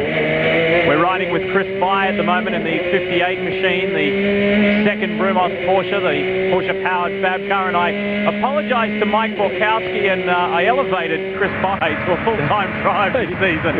It's actually Mike Borkowski that's doing the full season with David Donahue, so I sacked a driver and employed one in the space of a second. Now I'm reversing my decision. Sorry, Chris. On board with Timo Bernhard, the defending GT class champion here at the Rolex 24. Of course, this is the Racers Group Porsche. And they're running in first place in GT at the moment and doing a good job. They've got a great race going with the 83 car and the 35 car, the Ferrari. This is going to go on till 1 o'clock tomorrow.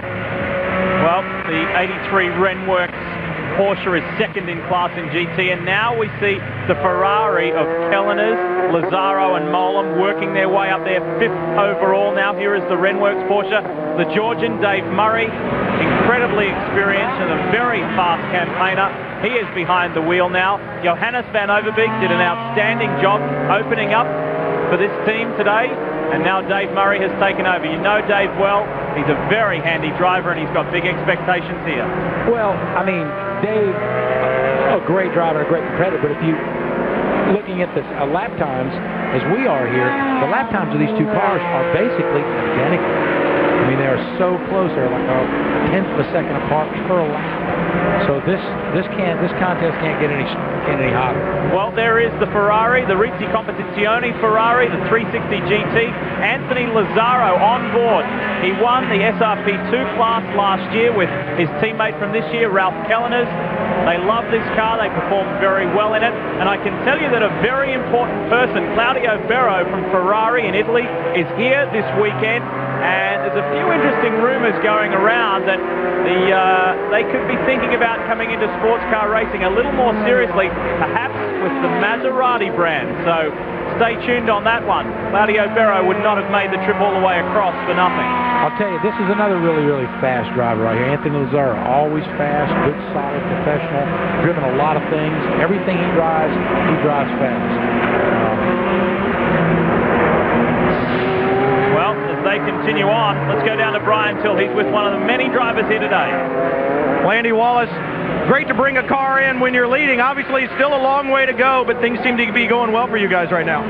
Well, the team have done a great job on the car, and so far, shouldn't say these things this early in the race, but everything's working fine. Engine, gearbox, clutch, everything's perfect. We're just suffering a little bit of oversteer. I don't think we have enough rear downforce, but otherwise we're fine. Do you think that any of that oversteer could be tire issue? We've seen problems with a lot of other cars having rear tire problems. You guys good with that? No, it's not a tyre problem. The tyre is absolutely perfect, but because we don't have enough downforce, of course, it's giving the tyre a hard time. But they're hanging in there. I mean, Goodyears always do.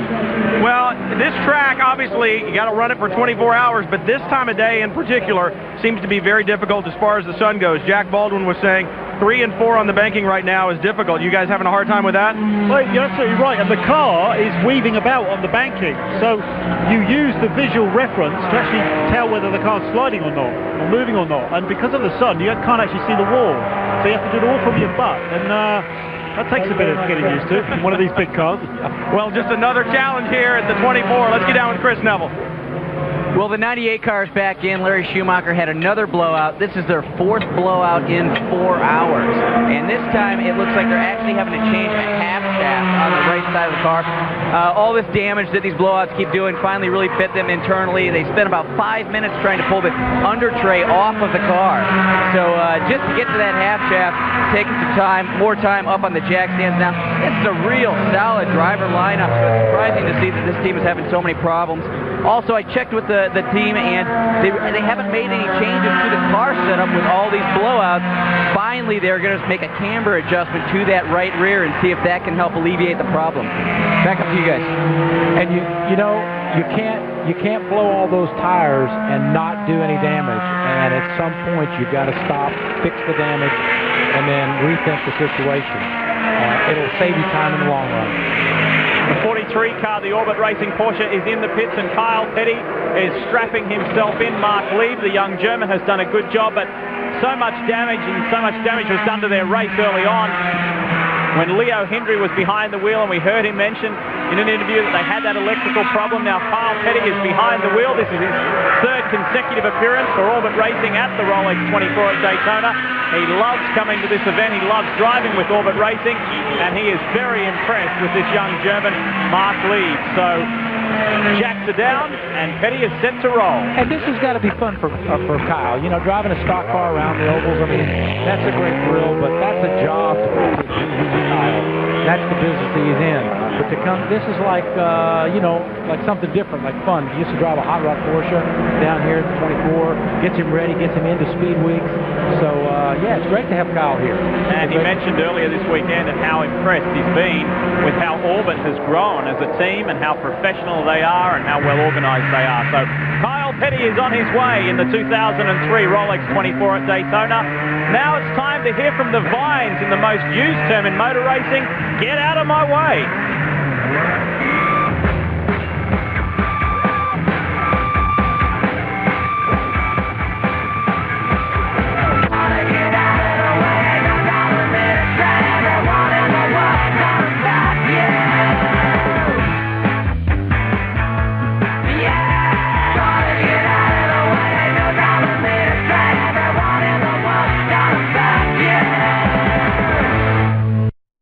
24 at Daytona. You are live here on Speed Channel. Hi, I'm Lee Diffie along with Jack Baldwin. In the pits we've got Brian Till and Chris Neville. You're looking at the 59 Porsche powered fab car for the Brumos team. Been performing exceptionally well today, and there's just been a driver change being performed here. The legendary Hurley Haywood is back behind the wheel. Hurley took the opening stint. They've gone through the full complement of drivers, and the 5-time winner.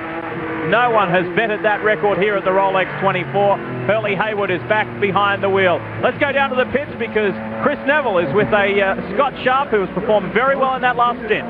Yeah, Scott just had a wonderful stint, set the fastest lap of the race so far. Scott, you're probably disappointed about having to get out of the car. Yeah, the Brumos Porsche is really running great. We're just shifting where we're supposed to run, braking where we're supposed to brake, and just trying to log miles, run well, but not over push it. Now, are you going to be able to get back in the car pretty soon? Well, you know, we got a rotation going, so I got a few hours off, I think. How's the tires on the car? We've had some tire situations in other classes. Any problems with tires in this car? No, tires seem to be hanging in there. You know, by the end of the run, they're pretty well gone and sliding around, but sort of expect that a bit. And it's almost a game trying to get through the traffic better than the other guys. Well, Scott Sharp just put on a wonderful driving performance. Looking forward to get back in the car. Yeah, good job, and he's earned a rest now as we go on board the 43 Orbit Porsche with Kyle Petty. As Kyle comes up on the banking right there, shifting through the gears, it's always a thrill going up on the banking and taking it up to speed. It always feels good doing that. You sort of listen to the engine as it's going down that back stretch. Well, we rode with one of the Brumos Porsches earlier. Let's ride with Kyle Petty now in the Orbit Porsche. Dropping it into the chicane right there. Off the power, back on the power, tagging the curves just a little bit. Don't want to get onto them too much. And then on your way.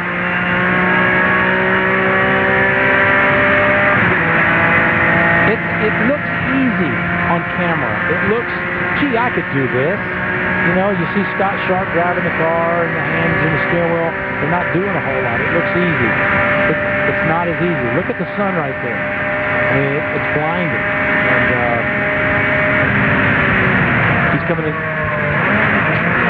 See, it doesn't look very busy. I mean, it's like, it looks easy. Now it gets busy. But you know, there's all these things you're feeling in the seat of your pants, and you're having to react to all this thing, and that's the management that takes place, and that's what the pros do. They do it really well, and they do it at very high speeds, so the car doesn't crash or doesn't spin around. You know, keeping control of the car. Well, we've got a good complement of NASCAR drivers, whether it's from the Winston Cup, the NASCAR Craftsman Truck Series, or the Busch Series, racing with us here today over the 24-hour period of the Rolex 24. This is how they're sitting at the moment. Derek Cope is the highest place as far as in class. He is racing in the SRP2 class. Kyle Petty, who we're riding with at the moment, is 13th, as you can see in their overall standings. Cope is the highest, and that team has had a reasonably trouble-free run so far in that Nissan Lola. Yeah, those cars are very reliable. They typically finish the race, and because they're open cockpit cars, they're just fun to drive the whole time. Even in the rain. In the rain, you know, a lot of people think in the rain that they're hard to drive, but you guys can see really well. There's still a nice picture of Kyle. He's waving somebody. Looks like give some hand signal. Through the chicane. Hitting those curves pretty good. Porsches are tough. They can take a little bit of that. And the car done in the New York Yankees livery, and there's a lot to do with Leo Hendry, the car owner and team principal, and his relationship with George Steinbrenner, the owner of the Yankees, and with the Yes Network Association. Leo has the same helmet colors as well. So a long way to go. We're just over the 4-hour mark, and a long way to go for Orbit Racing to claw their way back up the GT ladder and the overall ladder as Kyle Petty comes up on one of the Roll Center Racing Mosler MT900s. Incidentally, just a side point on that, all 4 Moslers are running. I'm not sure about the 5th one at the moment. We'll check on that for you and have an update, but that's been one of the criticisms of the Moslers, that, oh yeah, they're not too bad. They're reasonably fast, but they don't last. 4 of the 5 are running pretty strong at the moment, including the one with Jerome Polican at the wheel, who leads the way. A couple of interesting onlookers. We'll be back in just a moment.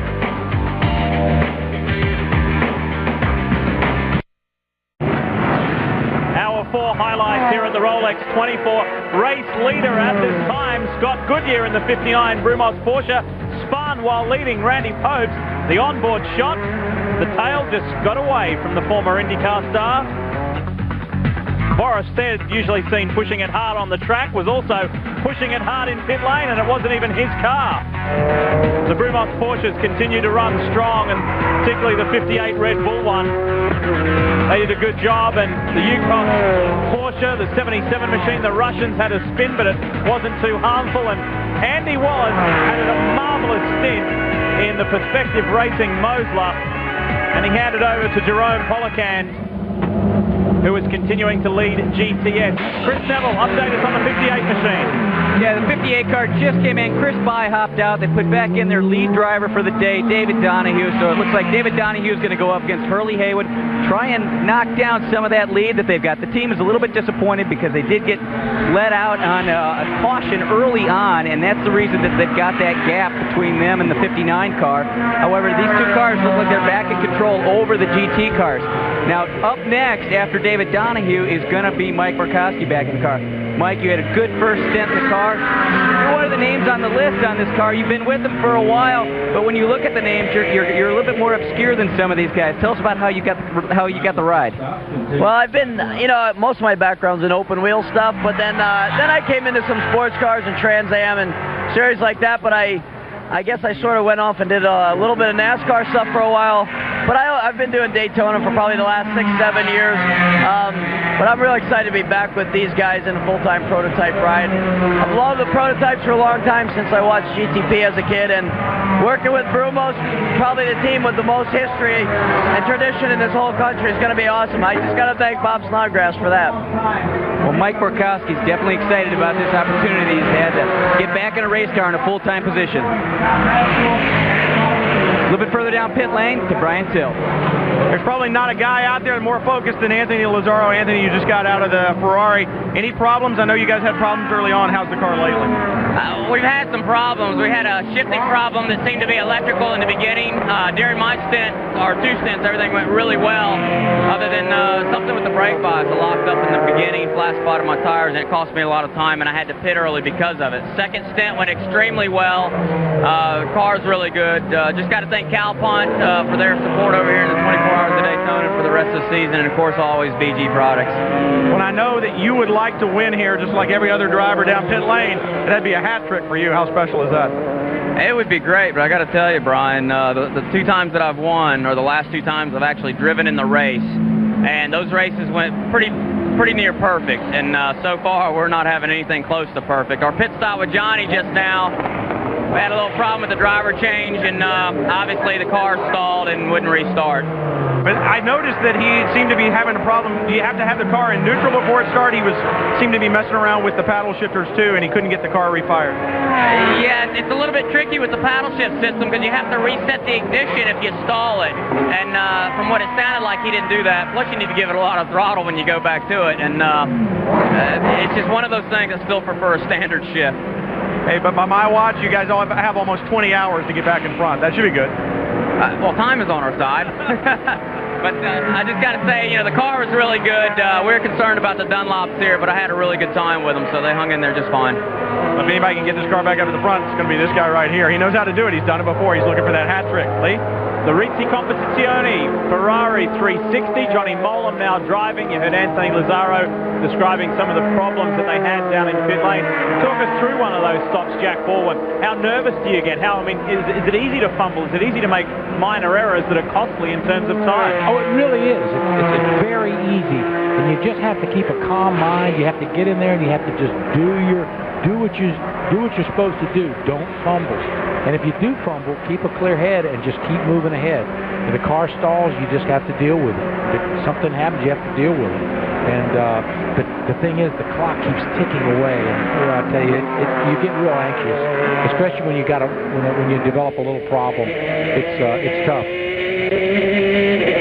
But I'll tell you, Giuseppe Ricci puts together a great team. He's got a great organization down there, a good bunch of guys.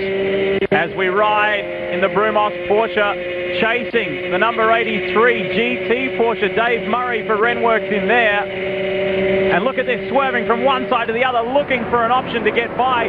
David Donahue finally finds the inside run on Dave Murray, or does he? No, he doesn't, not quite yet. Yeah. Now he does down into turn 1. He gets it, and actually coming around the top like that, David set that up. Got a really good high top-end run. Came down, cut down across, got some air off of David, and got that inside run going, and was able to carry it down into the inside lane. That's the side you want to be in going into 1 once you get the run. You want to be on the inside. It makes that pass a lot easier. Remember, I talked about that outside pass. It's never easy. And David did the wise thing. Just let him go. you know. But David hates to let anybody go. Donohue's in the car for the second time today, and he's very excited about this program. He'll be seeing it right through 2003. He'll do every round of the Rolex Sports Car Series throughout this year. But David does a great job. He is a world-class driver, a true professional, very good, very fast, top line. And one of the biggest things right at the top of his checklist of achievements in his career is to do something that his father has done, particularly here at Daytona. His dad won the race in 1969, and David would dearly love to do it this year here in the Rolex 24. He's certainly, by all accounts, got the equipment today. Absolutely, and you know, this is going to be the race. I mean, at this point, the Daytona prototypes, in the Daytona prototype class, these two cars are the cars.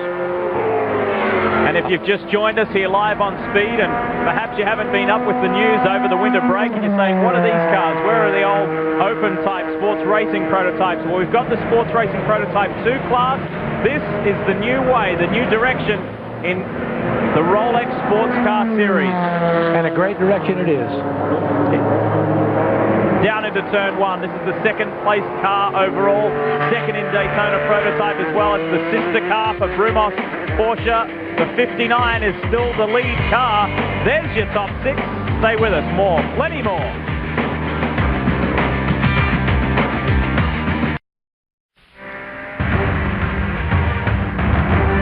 The NASCAR Crossman Truck Series live from Daytona, Friday, February 14th, Valentine's Day at 12:30 p.m. Eastern, right here on Speed. The Rolex 24 at Daytona continues as the sun sets here at Daytona Beach, making it increasingly difficult for the drivers until they get up to here, Jack Ball, where the grandstand offers them some respite. Yeah, because the sun in 3 and 4 up in the high banking is really, really in your eyes at this time of day, and especially on a day like today when there's no clouds, nothing to block the sun. It's in your face. You can't get around it. We get back to the 58 Red Bull-sponsored Brumos Porsche, and I touched briefly on David Donohue and his aspirations earlier. Let's join Bob Barsha, as Bob spoke with him earlier in the weekend, and David really knows that he's got some big shoes to fill, but he's very passionate about doing it.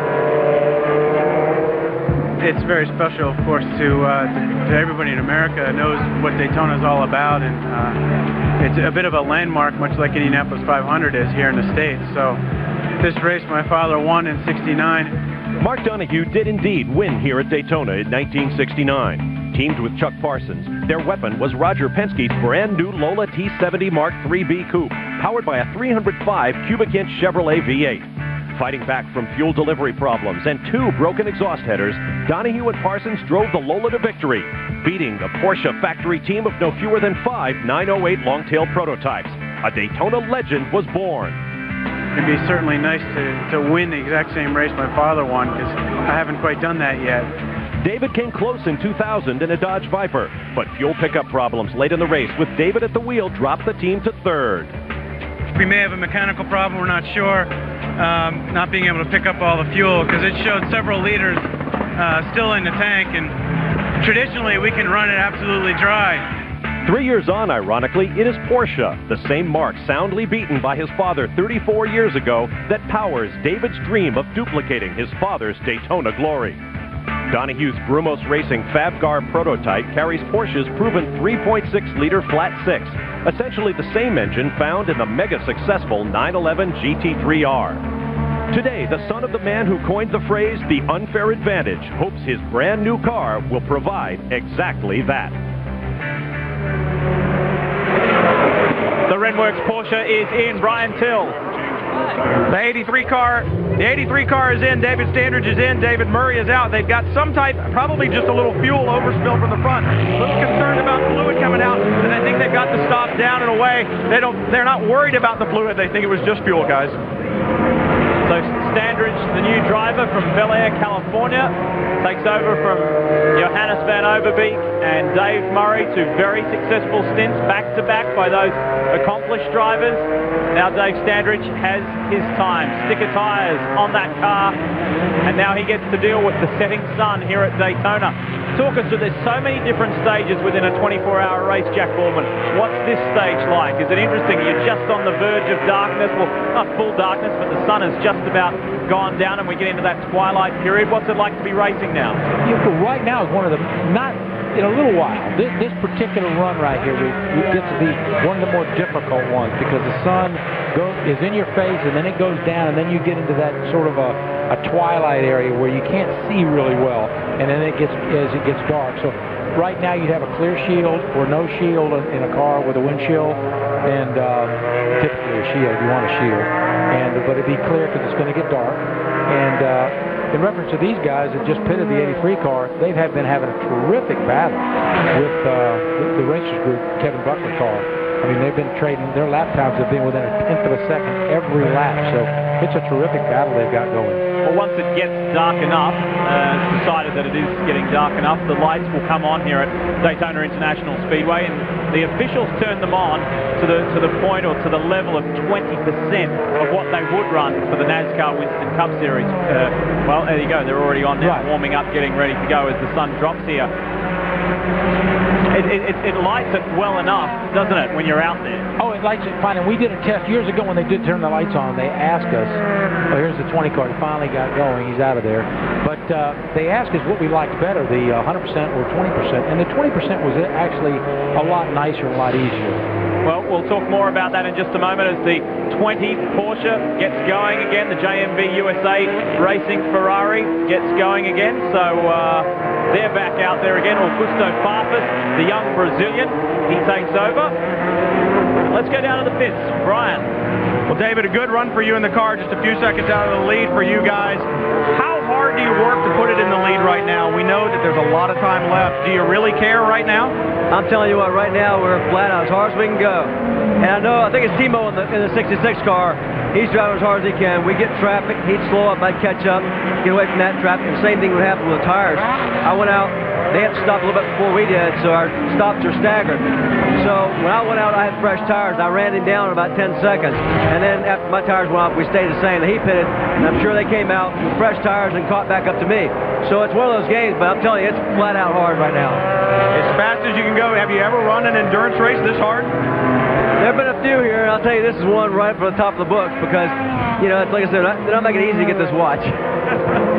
They don't come cheap, guys, and usually in 24 hours you take your time, but this is a 24-hour sprint race, not an endurance race. Yeah, you know, right now, and we all know, too, the GT car has the possibility of winning overall. You know, there's only 2 prototypes ahead of us right now, and if we keep the pressure on, they've got to run hard, so, you know, it's more, we get 2 watches for 1, I think. 2 for 1, he'd almost have as many Rolexes as you, Brian Till, wouldn't he? As we continue on. And the BMW Picchio is back in pit lane, and it is taking its toll on the team. It is disappointment down there. It's been a frustrating day for the G&W Motorsports organization.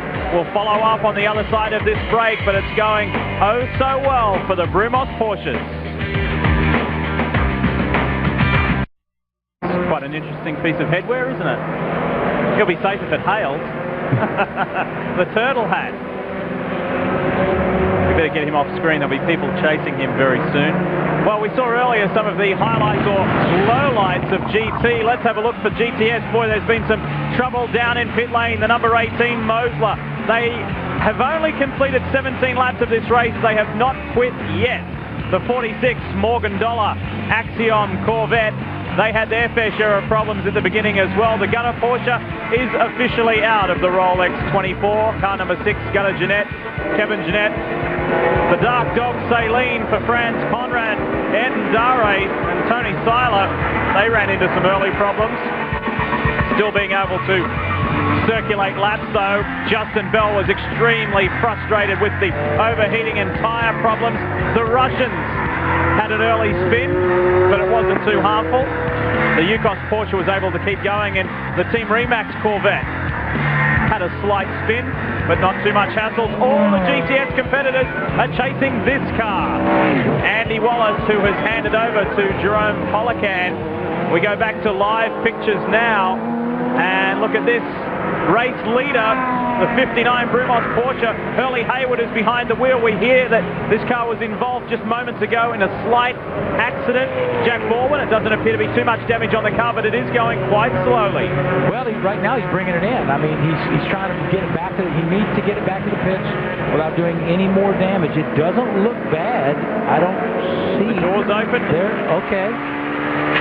Now this is okay, you can hear it. Listen. Not a good sound. So something's dragging. It might be just a nose. They just put another nose on and keep going. But he needs to get back. Hurley Haywood is limping home. He's coming off NASCAR 4, excuse me. And he's down on pit road. He's coming in right now. Let's see what's wrong. This is when it gets anxious right now. This is the race-leading car problems, and it's the first significant problems we've seen for the number 59 Porsche-powered Brumos Porsche. Chris Neville? Yeah, they're just getting the car up on the jack stands right now. I can't seem to find too much damage or anything other than it's very dusty, very grassy. So I don't know if he just spun or what. And they're not doing a driver change, putting new rubber on the car right now. It looks like just right side rubber. The 58 team is definitely keeping an eye on this because they're looking to make up that time they lost with that caution. And now they're going for the left side rubber. Still, they're not doing anything else to the car, so it just looks like fuel and rubber after this spin. Thanks, Chris, as they continue to work hard down there. Let's have a look at the replay, and this tells the story perfectly. Looks like going through the dog leg. Car in front of him went off. The Porsche spun. Hurley's trying to miss the 911. Did a nice job of missing it, but had to go through the dirt. Oh, boy. All right. Let's take a look at the onboard angle. Hurley Haywood in the 59 car. This will tell us more. All right, he's coming out of the horseshoe. He's heading for the dog leg. As he goes down, everything looks good. Accelerating through. Right in front of him. All heck breaks loose. Uh-oh. Off in the dirt, and that's what it looks like. Kind of scary. Hey, from his point of view, I didn't hit anything. Nobody hit me. Get this car back to the pits. Get it fixed. That's just dirt. What you're seeing right there is dirt and dust.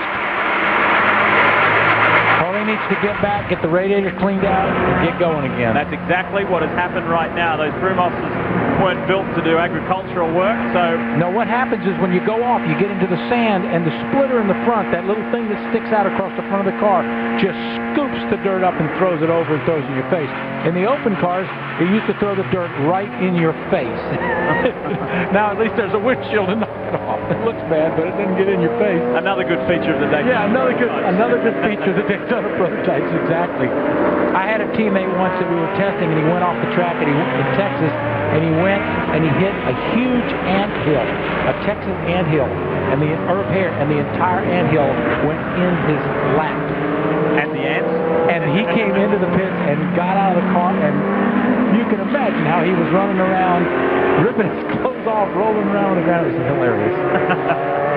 Well, Hurley Haywood, it wasn't a laughing matter, but fortunately, not too bad. And he is back out there and running. Looking at that front split up, it looks carefully, good. but everything is in good shape. Now, here's one of the things you worry about in a situation like this.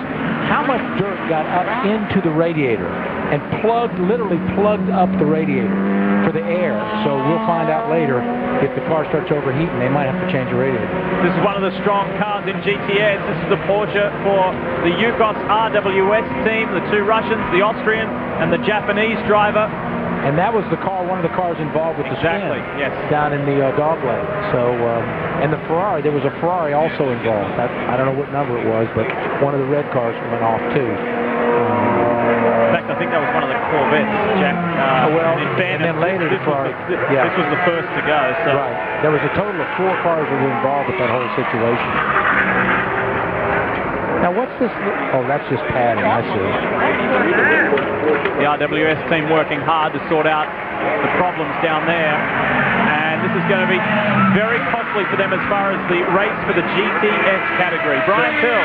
Well, heartbreak for the guys in the 77 car. We had a chance to talk to the manager for the Russian drivers earlier. You can see the water sitting here on pit wall. They've got to force it into this car under pressure. Obviously an overheating problem. This is not what they wanted to see, especially this early on. Let's get down to Chris Neville. Well, I'm standing here with the Brumos team, and they just had they had the car in. They're bringing it in again because it looks like Hurley says that there's still something wrong with the bottom of the car. Now, one thing they did pull out of the radiator is a big chunk of road. Now, this wasn't Hurley's problem. He was just trying to evade it. Some other cars spinning in front of him, but he had to. They're going to have to get down there and take a look. Yeah, their car is back in, so they're trying to look at the under tray. They're also looking at the data acquisition because they do have live data acquisition. Yeah, they don't have a jack coming up, so definitely the 59 car is having some problems right now. See, this is a real problem, waiting for those air jacks to get up there. And the under tray, where it's fastened down there, it's probably come loose. And as he moves, it sits there and flaps. They're going to have to fix that. You can't run with a loose. You cannot run with a loose under tray. It's up in here, up underneath the car. That's what we heard scraping earlier, Jack? Absolutely. It's just straight hitting the ground.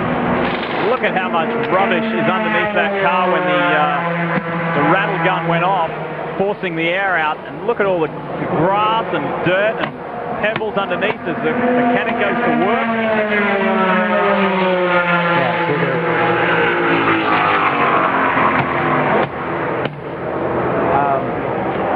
They're working away at this thing, and one of the problems is they don't have a lot of room to work with. You see how low the car is to the ground? They can't get down there to it. When they work on this car, they typically work on higher stands, and they can work underneath the car, or they take the car apart. They're not set up for that here. I mean, they're looking 4 inches. Well, that has been extremely costly. 2 GT cars have moved through ahead of the 59 Haywood machine. So it's David Donahue in the 58 Brumos that leads the way. He has inherited that lead from this car, and there's now 2 GT cars, the Kevin Buckler 66 Racers Group Porsche and the 83 Renworks 911 is ahead of Hurley Haywood's Brumos Porsche. So the race is getting interesting. Approaching the 5-hour mark. There's been plenty that's transpired already, and so much more to come.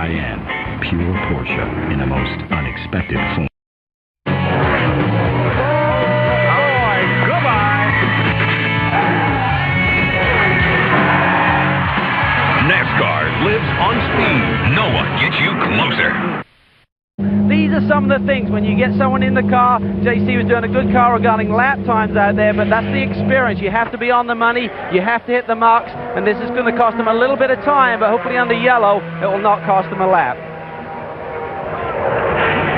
All right, thank you, Calvin.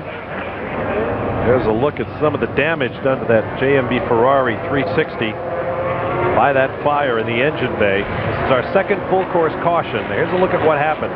Obviously, his problem began well before the chicane. I wonder if a fuel pipe became detached or something, and cockpit fills with smoke. Now there is a plume of flame out the back. Christopher Fittipaldi car, obviously, maybe the engine did blow up, and it. You see the driver trying to get out as quick as he can. Of course, these cars, you can't open the door, you've got to get out the window. Wearing the Hans device. Stiffly. The fire is now out. We'll bring the car back around as we continue under our second full course caution today. The first one brought out by the number 7, Conrad Saleen. That car was sitting in the pit lane with the engine cover off. After that incredible spin and getting grounded out, they pulled the car back and it started to run. It was running very fast again for quite a long time, but it's also been on the pit road for quite a long time as well. Now what's happened here? I wonder if that blown Ferrari has left fluid in the chicane. You see the SRP2 car has spun around. We saw the 54 car spin on the oil, so it's obviously very slippery down there at the chicane now. Well, young Mike Borkowski brings the other Brumos Porsche in, handing it over to Randy Popes. Now, Randy was actually drafted onto this team since this test that they did back here in January. They felt they needed someone with a little bit more experience, maybe a little more pace to complete this lineup, so they got some great guys in here. Chris Bye will be the fourth driver on the car. Certainly David Donner, who started, Mike Borkowski in the car for the second stint, and now turned over to Randy Popes. He's been the man in the Porsches for over the years, certainly had a lot of success, and he's got Porsche power behind him here today, so he'll be familiar with the power plant, but not that much experience with the prototype chassis. But it looks like a routine stop. One of the crew members assisting with the driver change, waiting for the last gas of fuel here. They've actually gone through a smaller fuel hose for this year, 1.5 inches, which actually restricts the flow just a little bit, but it looked like a routine stop. He should maintain the lead. As he makes his way up the pit lane at the mandatory 45-mile-an-hour pit lane speed limit. Second orbit car, the number 44, has also pitted. The 33 Ferrari is in. Several other cars as well. We'll be back in just a moment.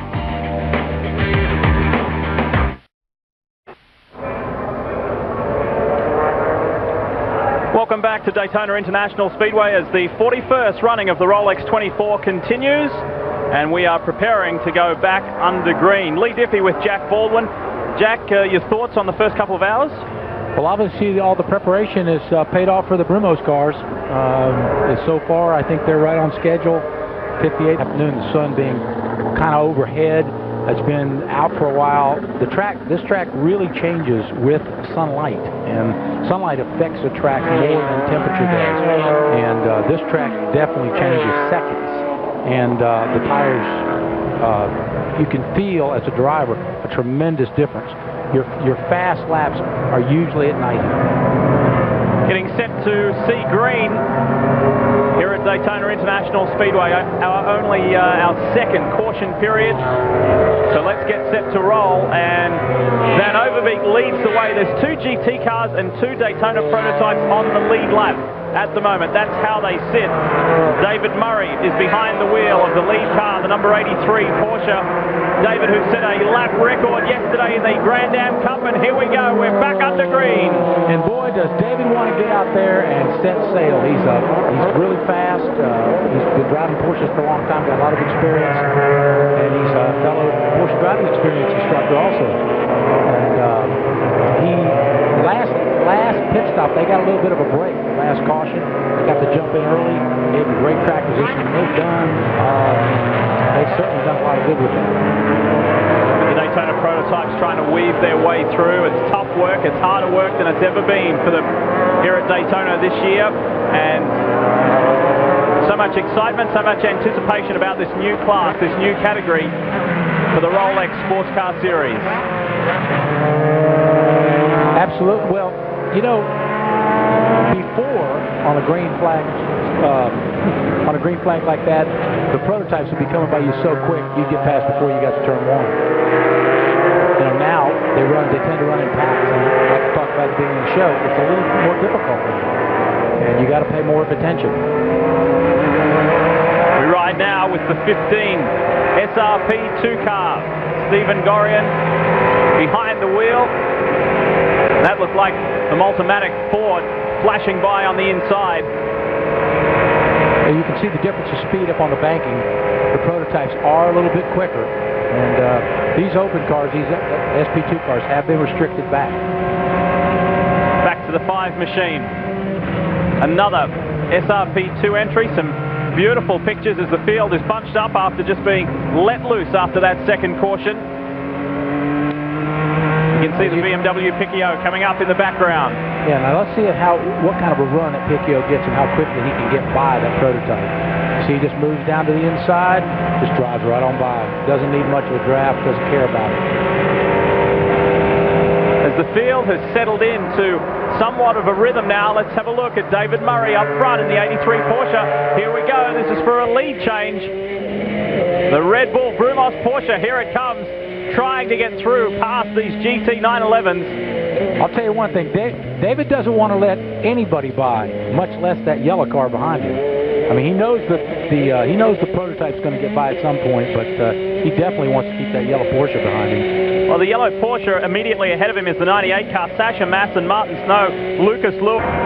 Now, I just checked with Mike Borkowski, who got out of the 58 car a few minutes ago. He was leading before the caution. He said everything's going great with the Brumos car. The team right now is just going through the motions. They're having a great day.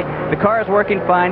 There's not going to be any changes. Now, one reason the Brumos car is doing so well, they were the first team to have one of the prototypes done. So they had the ability to do quite a bit of testing with the car. They actually did a 32-hour test consistently. They did not stop for 32 hours. The car ran fine. They finally gave up after 32 hours. So they put it back in the truck, went back to the shop. Back up to you guys. Jack Baldwin, it's great to have you on board the Speed Channel team. We had one email earlier on saying you're too young to retire, and we should clarify that straight away. You haven't retired. You're just doing a stint of TV. You would like to continue driving. A lot of talk about this race before we came into it. It should be a very close one. Panning out the way you thought so far. It's early days. Well, it's real early to tell. Right now, I mean, the Brumos cars are doing what they worked hard to do. I mean, this is what they worked so hard. Time was the issue, and they had the most of it. But I'm also impressed with the 54 car, the Duran car. I'm impressed with the effort they put in. They didn't turn a wheel. They got down here, and they're on the racetrack running around.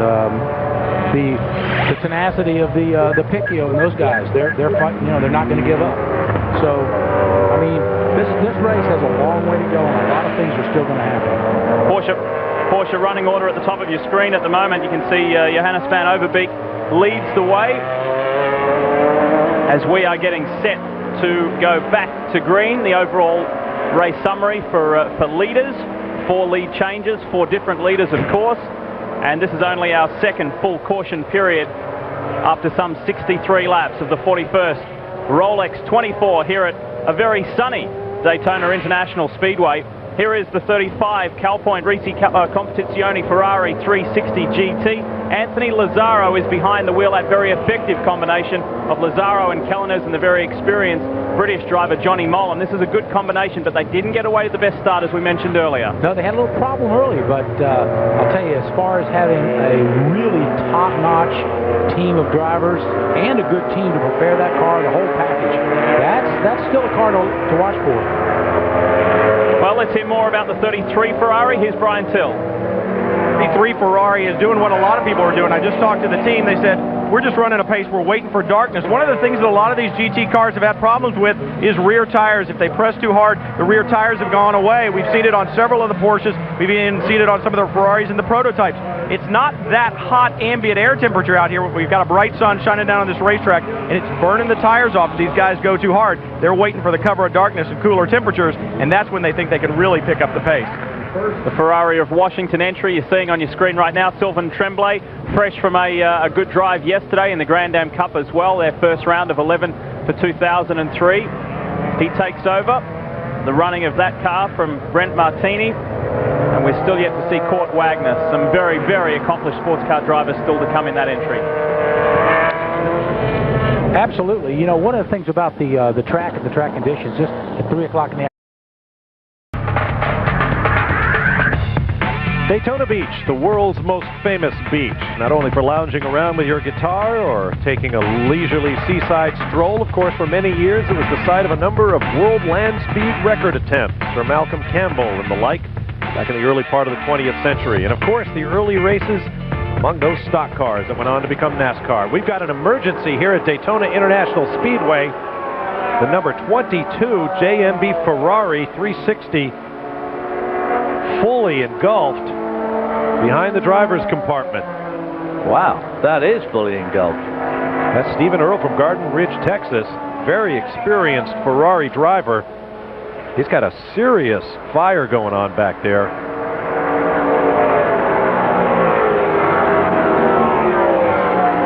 Not sure what he's trying to do, perhaps cut off the fuel pumps there in the cockpit. This is action taking place in NASCAR turns 3 and 4 down on the eastern end of the racetrack. Now there goes the onboard fire extinguisher, which I guess is what he was reaching for inside the car. It slowed the fire but not stopped it.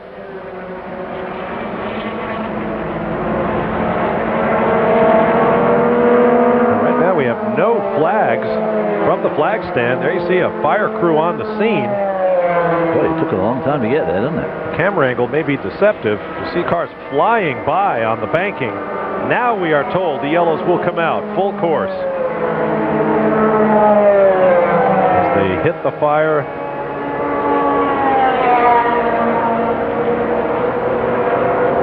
That was pretty devastating, I would imagine, to the fortunes of that car, shared by Stephen Earle, Philip Shearer, Ludovico Manfredi, and Stefan Gregoire, former IRL Rookie of the Year, and a late entry this year. These 360s, beautiful Ferrari V8 engines, 5 valves per cylinder, beautiful sounding cars. There's the crew sharing information.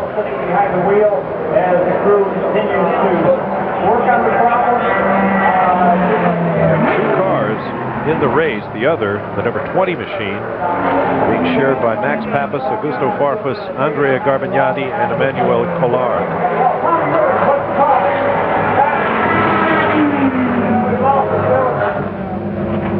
There's Scott Goodyear, former open-wheel star, and on the driving strength of the number 59 Brumos Fab Car Porsche. They decided to make the Fab Car the right-hand drive, which here at Daytona is not always the best place to be, but for most of the racetracks they go on, it's the best side of the car to be on. Let's get down to Calvin Fish. Well, Scott Goodyear's getting in, but I think there's a major flap going on here. I don't believe that JC France brought the car in close enough to the pit wall and they could actually connect to the fueling rig, so I think they've got to get Scott strapped in, get the car back on the ground. I expect them to try and shuffle this car around and get it a couple of feet closer. So the 59 car both running well, but if you take a look at all the Porsches, they're doing quite well.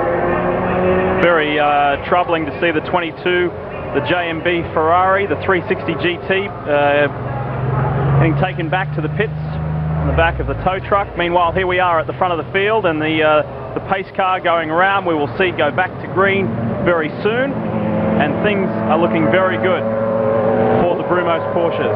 Well, one of the things that happened in that last caution, when that Ferrari had the problem, was the 59 car got in and out early. So they've got a nice track position now. I think Scott Goodyear went in the car, so they're in a good spot to gain some ground here. Good to see Scott Goodyear back in sports car racing. He's been looking forward to this return. It'll be interesting to see how he fares. No doubt he hasn't lost any of his speed. No, he actually, he's a great competitor, a great driver. We had the pleasure of driving together in the Vita Cup a few years ago, and old Scott was right there, boy. That 22 Ferrari was the first of the 5 Ferraris to go. They have had some very good reliability so far, and I'm still keen to see how the 35 Rizzi Competizione Ferrari fares with Johnny Molam, Anthony Lazzaro, and Ralph Kelleners. They got off to a little bit of an awkward start, receiving a drive-through penalty.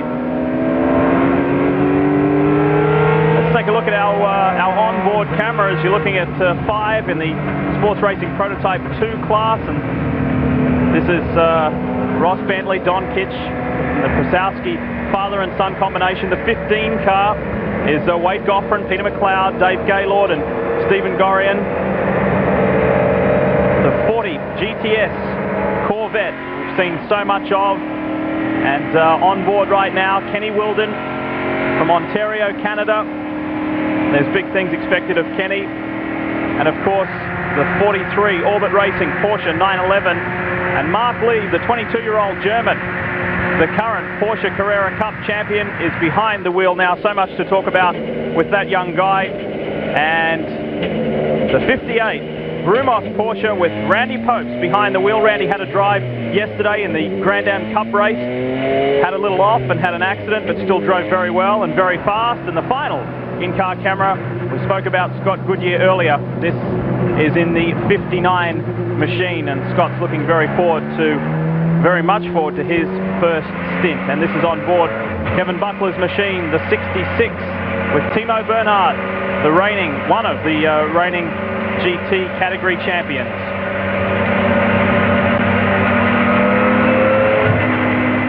Down in the pits, let's hear from Brian Till. Well, the number 7 Conrad Celine, they had problems early on, but they tangled with a Corvette. And strangely enough, they ingested a lot of rocks up into the engine compartment, got into the alternator, through the belt. The alternator's gone. The 48 car of Kevin LePage and Scott Lagasse, they've lost a cylinder, a valve spring. They're getting that replaced. They'll be right back out. The 33, 34, and 35 Ferraris, they're running like clockwork, guys. I wouldn't consider an Italian watch, but we'll call it a Swiss watch. They're running well.